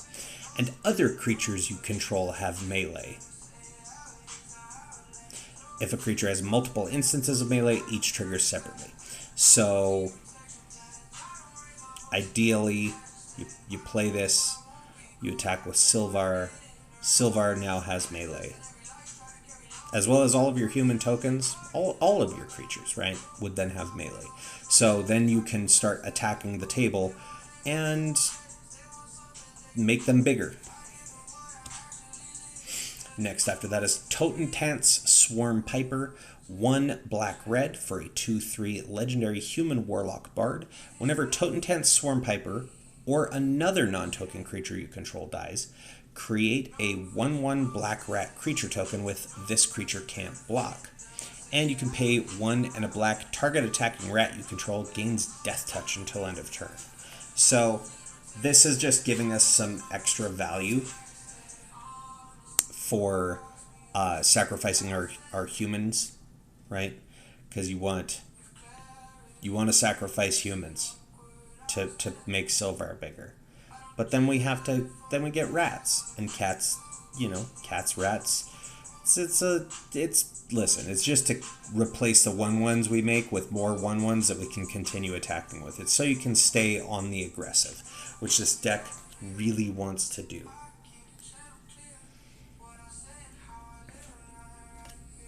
Next is Garna the Bloodflame, 3 black-red for a 3/3 legendary human warrior with flash. And when Garna the Bloodflame enters the battlefield, return to your hand all creature cards from your graveyard that were put there from anywhere this turn, and other creatures you control have haste. So I like using this when I'm about to sacrifice a bunch of things to Silvar. Say maybe a board wipe is coming, right? We sacrifice our whole board, make Silvar bigger, let the board wipe go, play Garna. Now we get all of those humans we just sacrificed back to our hand. And then, static ability of creatures have haste. Pretty good in a deck that wants to be on the aggressive.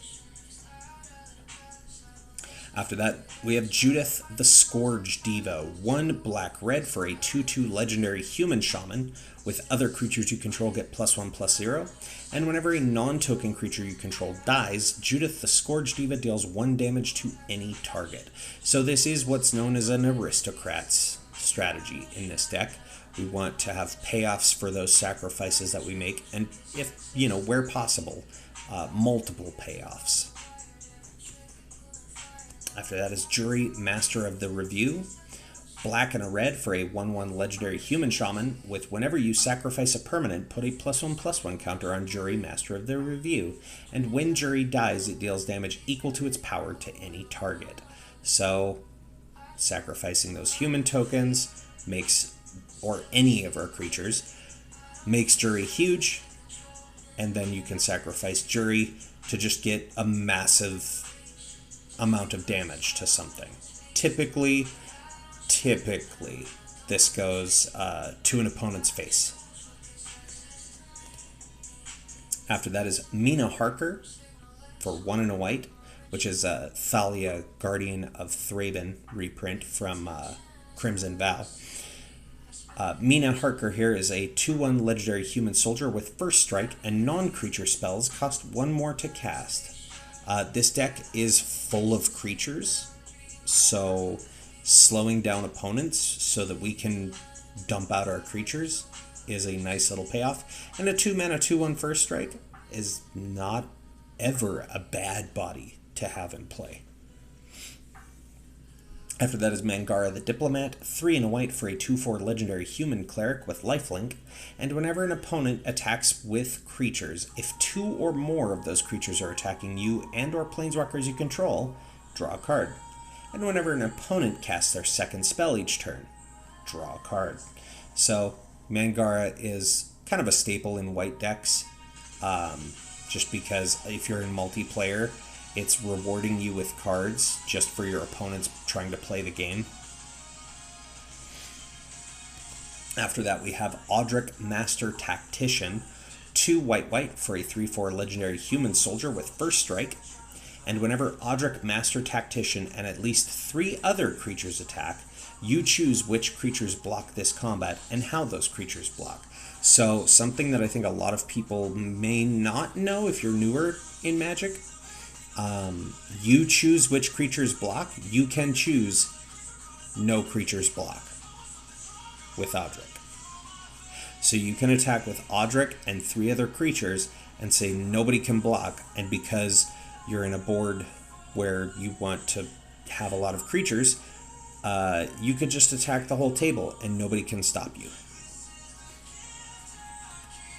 Next up is Sigrid God Favored, 1 white for a 2/2 legendary human warrior with flash and first strike and protection from god creatures. And when Sigrid God Favored enters the battlefield, exile up to 1 target attacking or blocking creature until Sigrid leaves the battlefield. So you kind of get an O-ring effect, an Oblivion Ring at instant speed. You can drop this creature, remove something from combat until she's gone, which is just decent removal. Next is Sir Conrad the Grim. Listen, if you're in an Aristocrat strategy, you're familiar with this guy. Sir Conrad the Grim is 3 black for a 5/4 legendary human knight with whenever another creature dies or a creature card is put into a graveyard from anywhere other than the battlefield, or a creature card leaves your graveyard, Sir Conrad the Grim deals 1 damage to each opponent. And for 1 and a black, each player mills a card. So this is payoff, right? Tokens, when they're sacrificed, they do go to the graveyard. Your creature tokens. But even our non-token creatures, we want every time we sacrifice to deal damage to our opponents. Next up is Isoreth the Awakener, 1 black for a legendary human wizard 3/3 with Death Touch. And whenever Isoreth the Awakener attacks, you may pay X. When you do, return target creature card with converted mana cost X from your graveyard to the battlefield with a corpse counter on it. If that creature would leave the battlefield, exile it instead of putting it anywhere else. This has since kind of been the corpse counter. We basically see that now as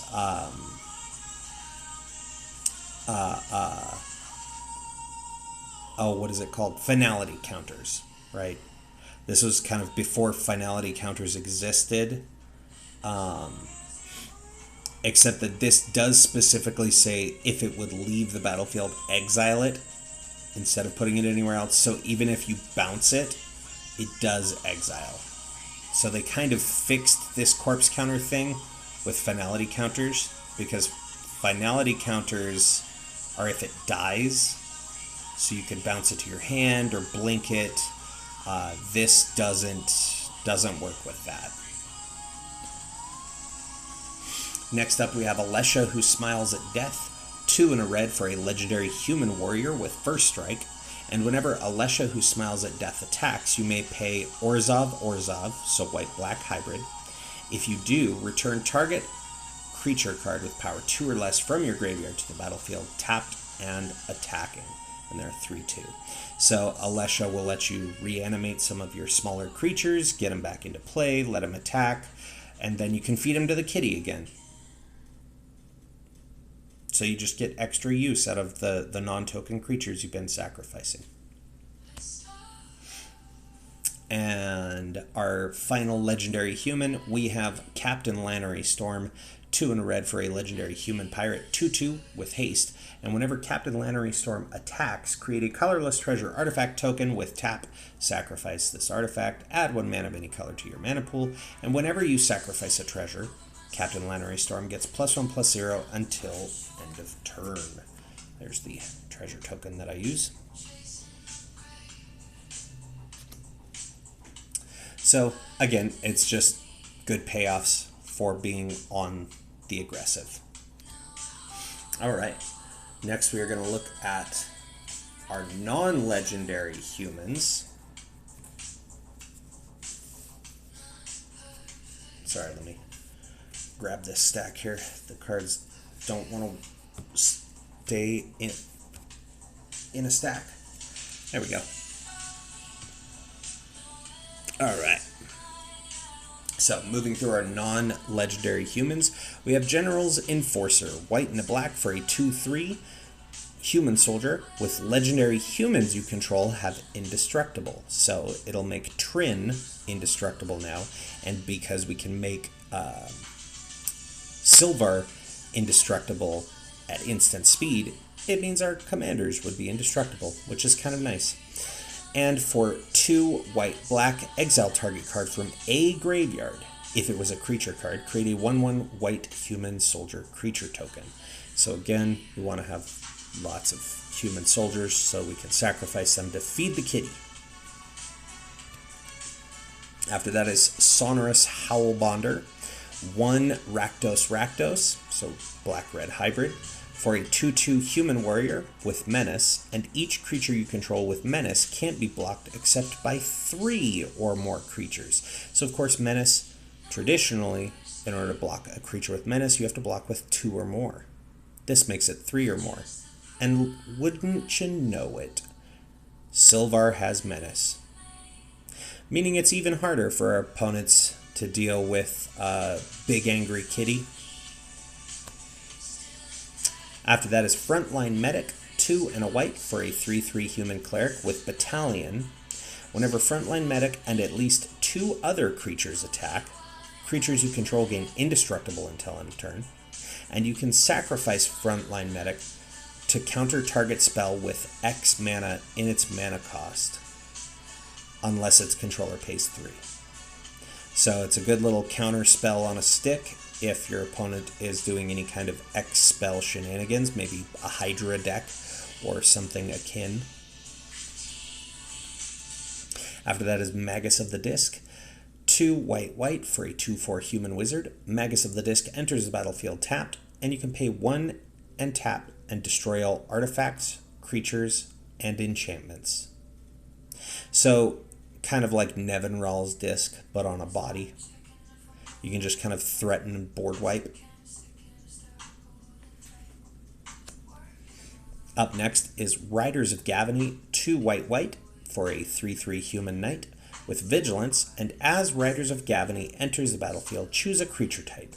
Human creatures you control have protection from creatures of the chosen type. So we are in a kindred strategy. We are in a typal deck.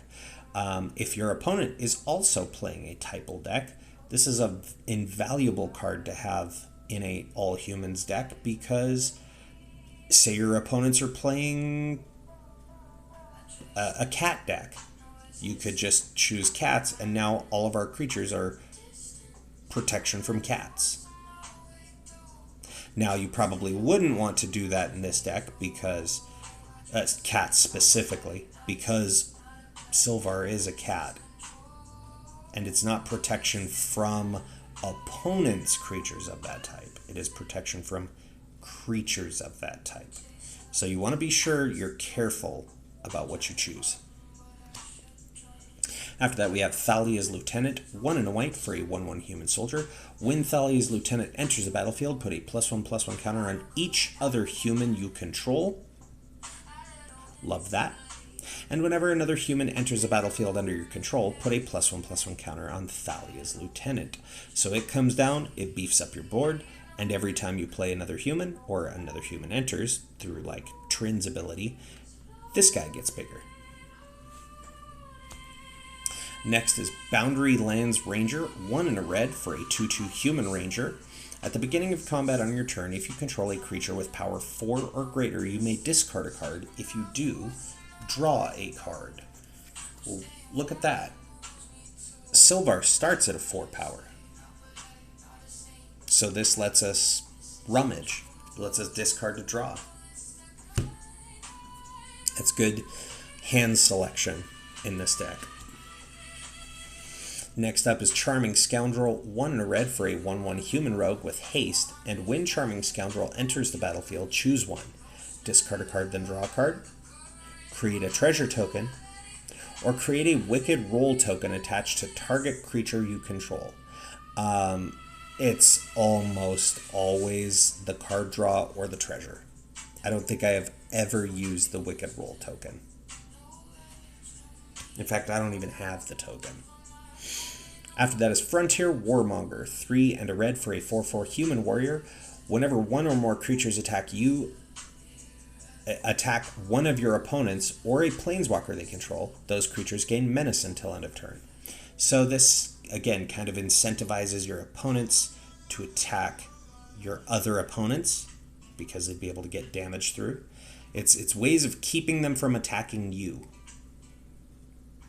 Because if an opponent is, well, It also gives your creatures too, because it's whenever one or more creatures attack one of your opponents, they gain menace. So it does target all of our creatures, but also incentivizes an opponent to attack another opponent. Next is Magus of the Wheel. 2 and a red for a 3/3 human wizard with 1 and a red and tap. Sacrifice Magus of the Wheel. Each player discards their hand, then draws 7 cards. It's Wheel of Fortune, but on a human.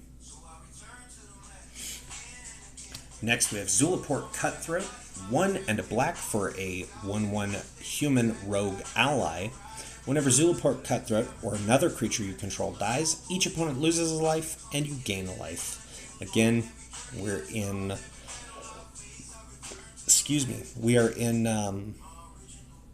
Aristocats, so of course you're going to have Zulaport type effects. After that we have Duskfang Mentor.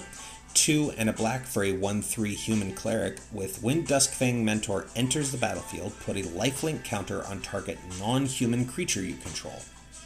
Typically Silvar, our cat commander.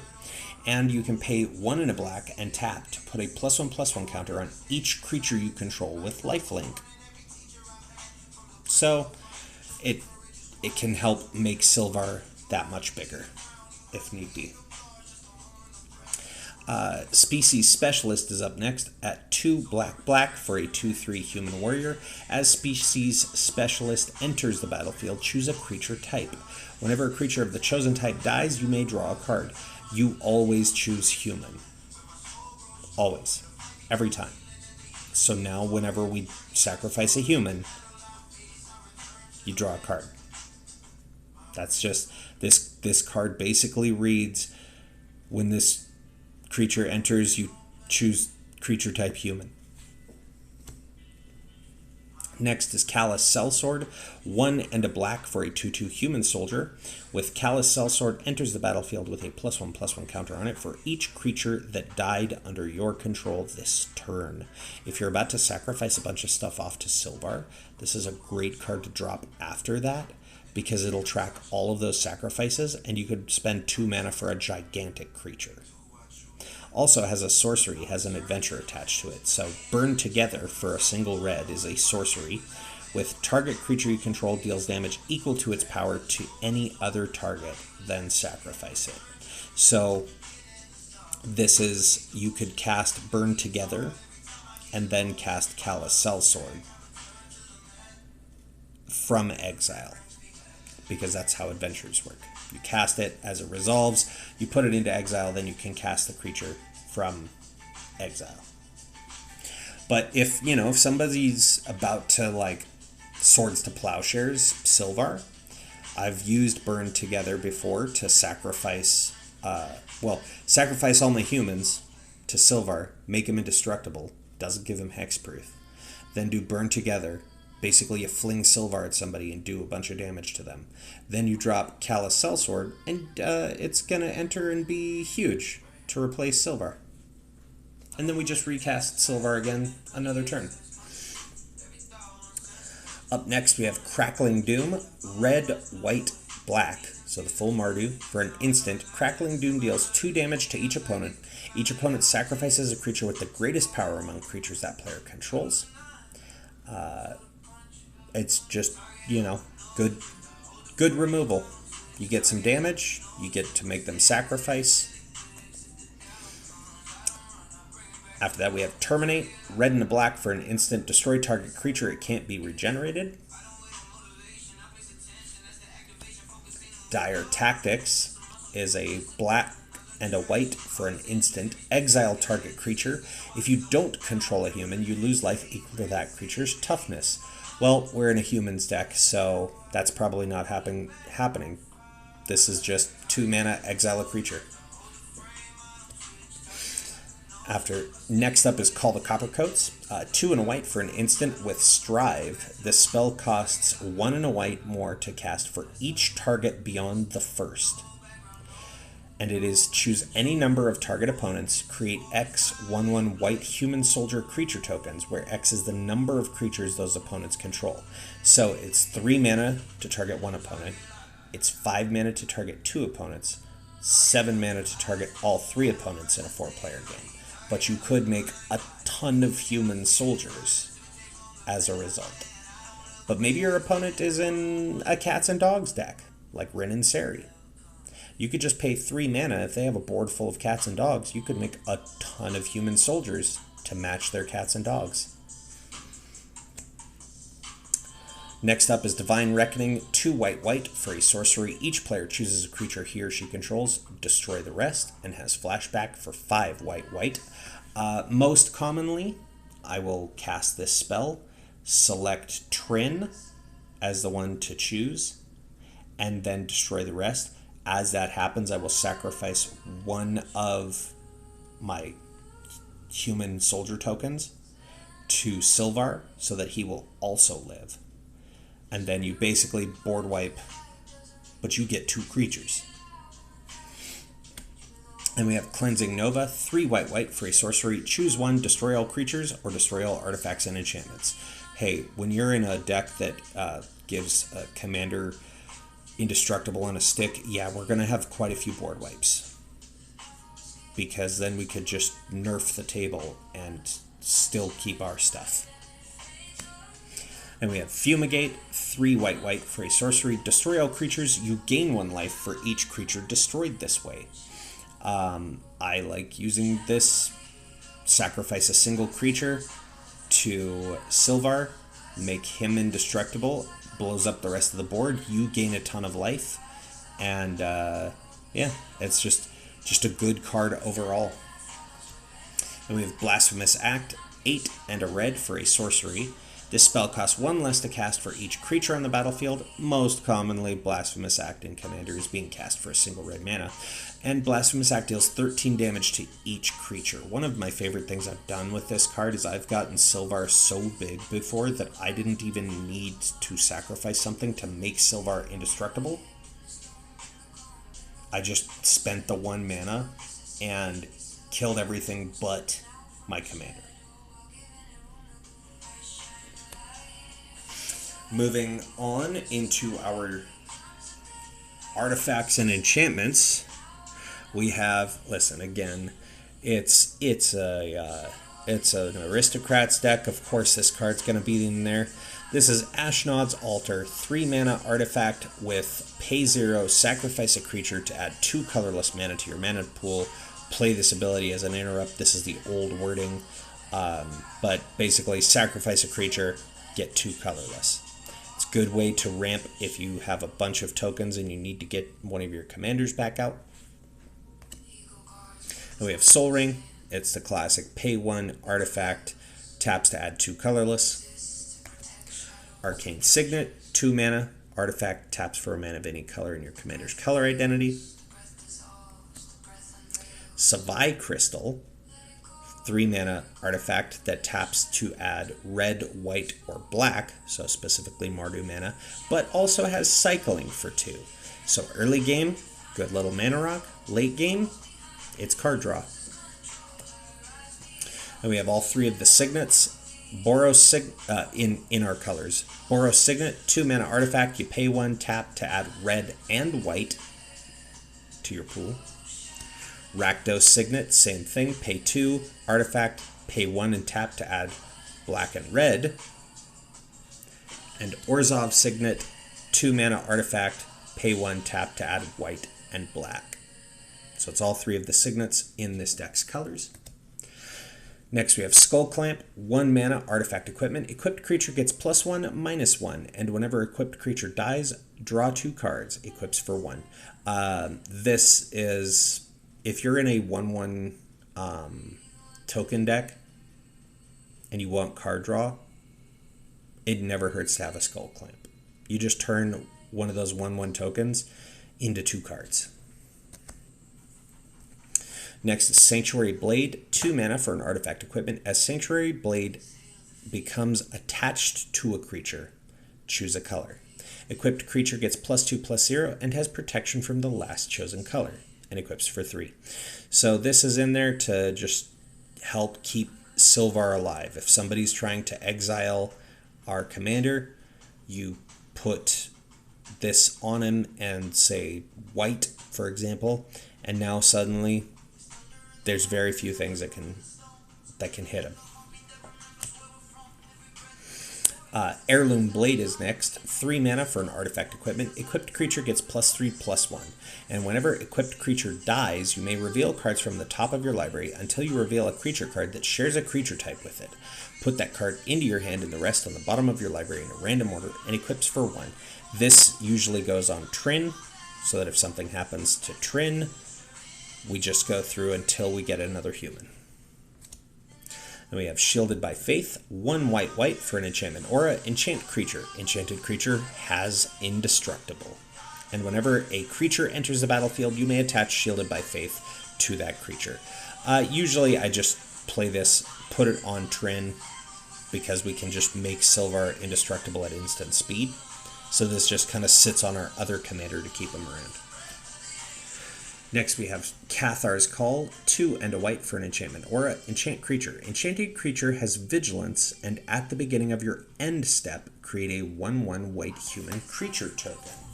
Hey, we love that when we want to sacrifice humans to the kitty.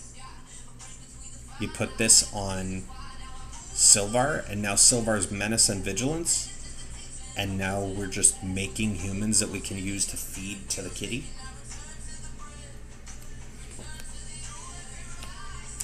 Next after that is Feast of the Victorious Dead. White and a black for an enchantment. At the beginning of your end step, if 1 or more creatures died this turn, you gain that much life and distribute that many +1/+1 counters among creatures you control. So if we do sacrifice our whole board, right? Say you sacrifice 10 creatures, you gain 10 life and get 10 1/1 counters. That's pretty great in an Aristocrat strategy. Next after that is Etchings of the Chosen, 1 white black for an enchantment. As Etchings of the Chosen enters the battlefield, choose a creature type. Creatures you control of the chosen type get +1/+1, and you can pay 1 and sacrifice a creature of the chosen type. Target creature you control gains indestructible until end of turn. Usually you choose humans, just so you have an extra way to make any of your humans indestructible now. Next up is Martyr's Bond, 4 white for an enchantment. Whenever Martyr's Bond or another non-land permanent you control is put into a graveyard from the battlefield, each opponent sacrifices a permanent that shares a card type with it. So if we are choosing, well, it's any non-land permanent. So say for example, we play this, we sacrifice a creature, each opponent has to sacrifice a creature. We sacrifice an artifact, each opponent has to sacrifice an artifact, and so on. Next is Intangible Virtue, 1 and a white for an enchantment. Creature tokens you control get +1/+1 and have vigilance. Hey, we saw this in the Cat Dog deck. This is also a token deck. So, of course, you want to have Intangible Virtue. It's just a good, banner effect. Next is Sanctuary Lockdown, 2 and a white for an enchantment. Humans you control get +1/+1, and you can pay 2, tap 2 untapped humans you control to tap target creature an opponent controls, which works at instant speed. If your opponent has a particularly problematic creature that they want to send your way, you can just instant speed, let them go to combat, and tap it down. Next is Black Market, 3 black for an enchantment. Whenever a creature dies, put a charge counter on Black Market. At the beginning of your pre-combat main phase, add black to your mana pool for each charge counter on Black Market. So again, Aristocrats, sacking your human tokens, you're putting charge counters on here, then you move to your first main phase, and you get a bunch of mana that you can work with, which is very helpful. And we have Revel in Riches, 4 and a black for an enchantment. Whenever a creature an opponent controls dies, create a colorless treasure artifact token with treasure token text. You sack it, add a mana of any color to your pool. At the beginning of your upkeep, if you control 10 or more treasures, you win the game. It's just a good alternate win con. Then we have Bastion of Remembrance, 2 and a black for an enchantment. When Bastion of Remembrance enters the battlefield, create a 1/1 white human soldier creature token, and whenever a creature you control dies, each opponent loses a life and you gain a life. Good punishment for value. Then we have Vigilante Justice, 3 and a red for an enchantment. Whenever a human enters the battlefield under your control, Vigilante Justice deals 1 damage to any target. It's kind of like Impact Tremors. Next up is Outpost Siege, 3 and a red for an enchantment. As Outpost Siege enters the battlefield, choose Cons or Dragons. Cons is at the beginning of your upkeep, exile the top card of your library. Until end of turn, you may play that card. Or Dragons, which is usually the one you select. Whenever a creature you control leaves the battlefield, Outpost Siege deals 1 damage to any target. So, Vigilante Justice says human enters, 1 damage any target. Outpost Siege says human leaves, 1 damage any target. Look at that. Synergy and value. We make a human token, we get a damage. That human token we feed to the kitty, we get a damage. Alright. And now we are moving into the lands for this deck. So up first we have Temple of the False God. This is a land that taps for 2 colorless, but you activate it only if you control 5 or more lands. You love seeing Temple of the False God as your 5th land drop. Anything before that, you hate seeing it. Next is Reliquary Tower. It's a land, you have no maximum hand size and taps for a colorless. Hey, remember that creature that you choose a type, and when a creature of that type dies, you draw a card? Yeah, you want Reliquary Tower, because you could draw a lot of cards in this deck. Then we have Access Tunnel. It's a land, taps for colorless, or you can pay 3, tap, target creature with power 3 or less can't be blocked this turn. So this is in here because sometimes you just need to get a creature attacked and let the damage through. So I like using this when we have Trynn on the battlefield. Maybe Silvar's not out yet, and you want to get that 1/1 token through, or get Trynn herself through without worrying about them dying. Access Tunnel is a great way to get them into combat and keep them alive. And we have Evolving Wilds. We saw this one in the last deck, but as a reminder, this is a land. You tap, sacrifice, search your library for a basic land card, put it onto the battlefield, tap, then shuffle. Next up is Guild Mage's Forum. Land taps for colorless, but you can pay 1, tap, and add a mana of any color. If that mana is spent to cast a multicolored creature spell, that creature enters the battlefield with an additional +1/+1 counter on it. That's there for Silvar. Just, you know, hey, let's filter some mana in and make Silvar bigger when he enters. Next up is Opal Palace.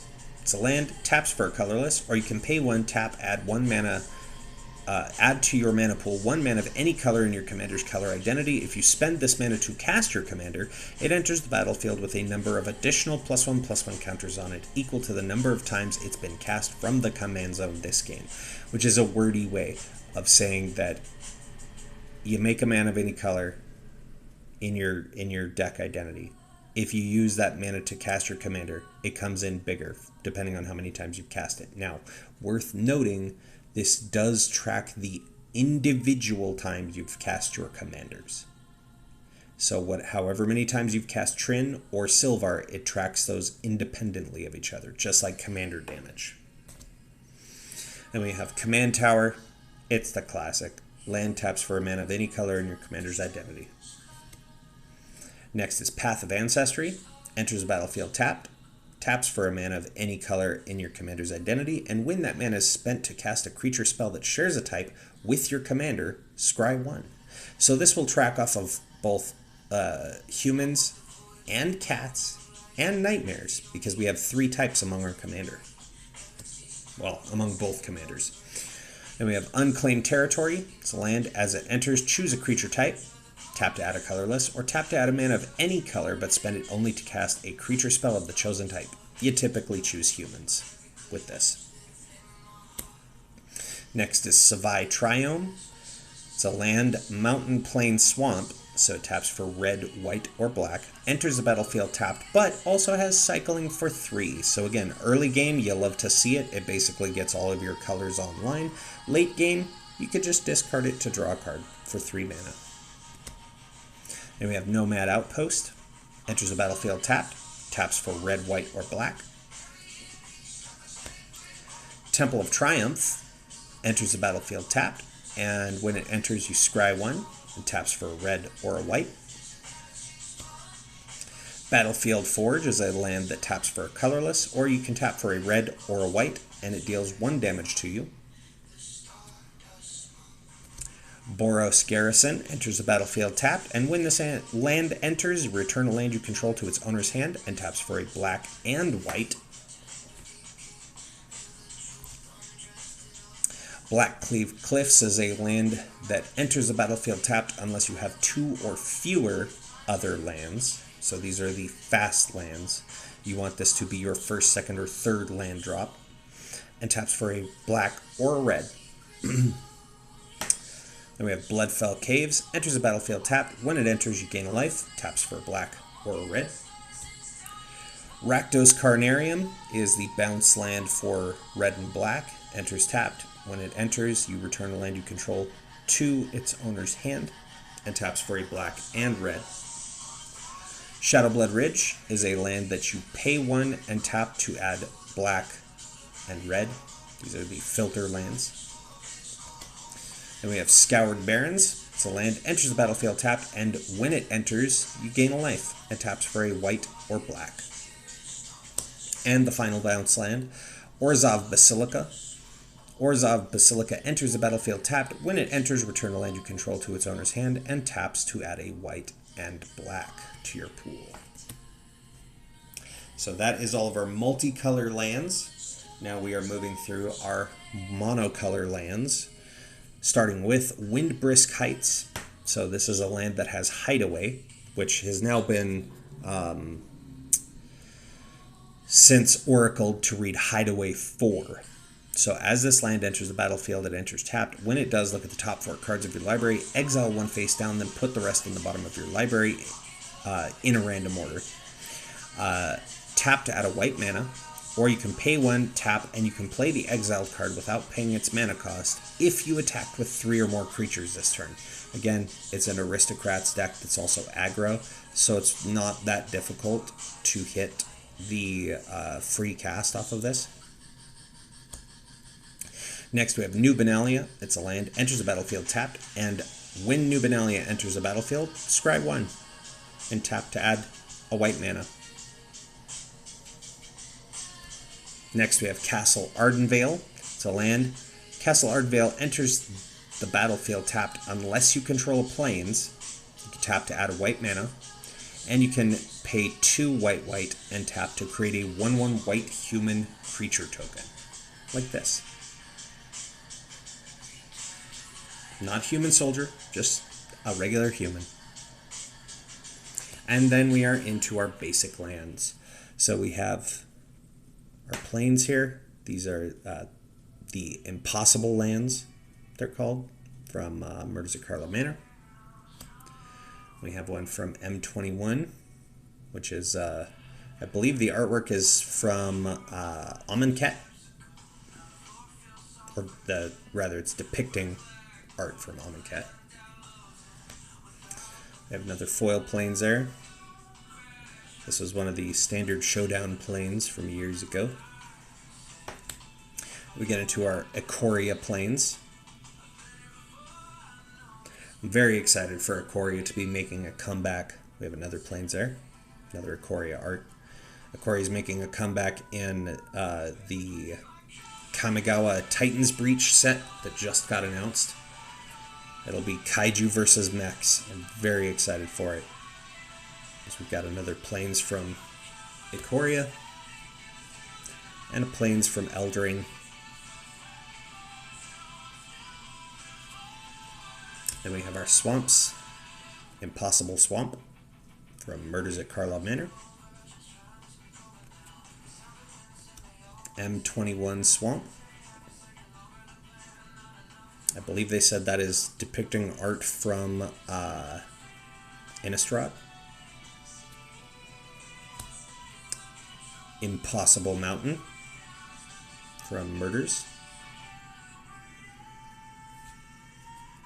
Theros Beyond Death Mountain. Those were the Constellation lands were so cool.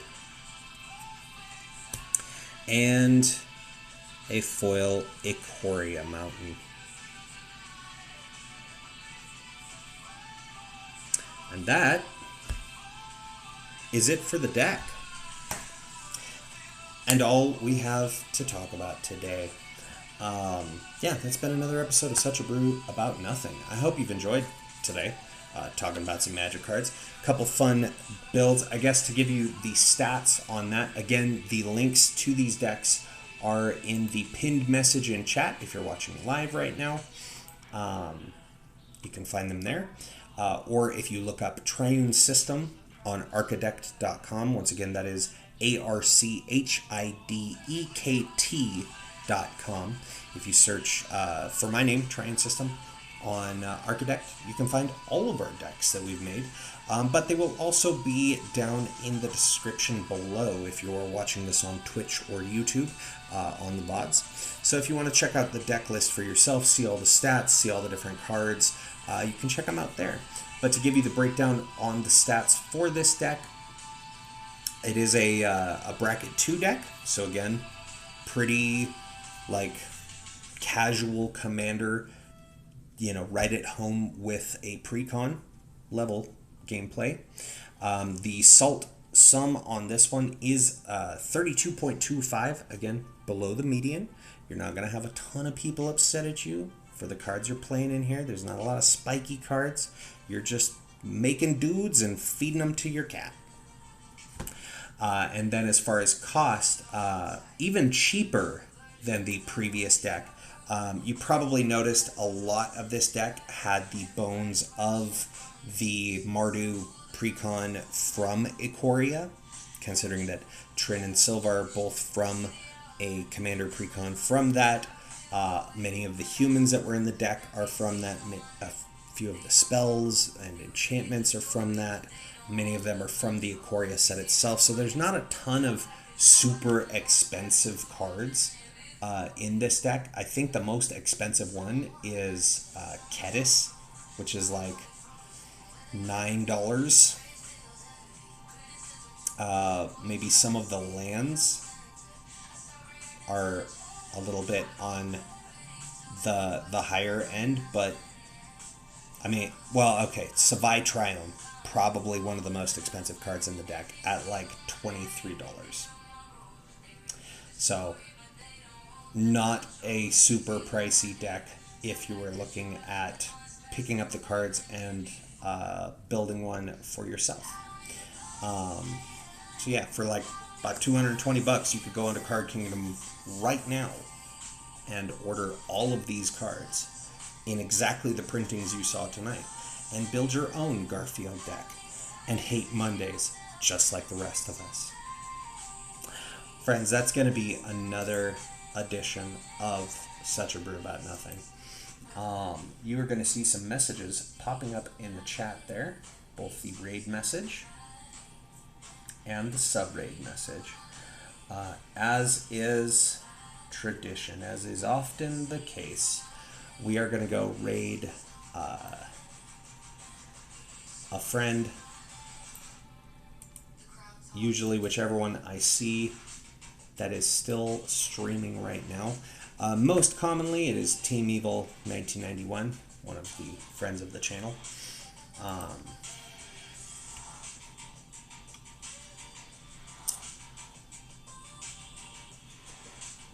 think he's still on. Yes, there we go. He's playing some Forspoken. Nice.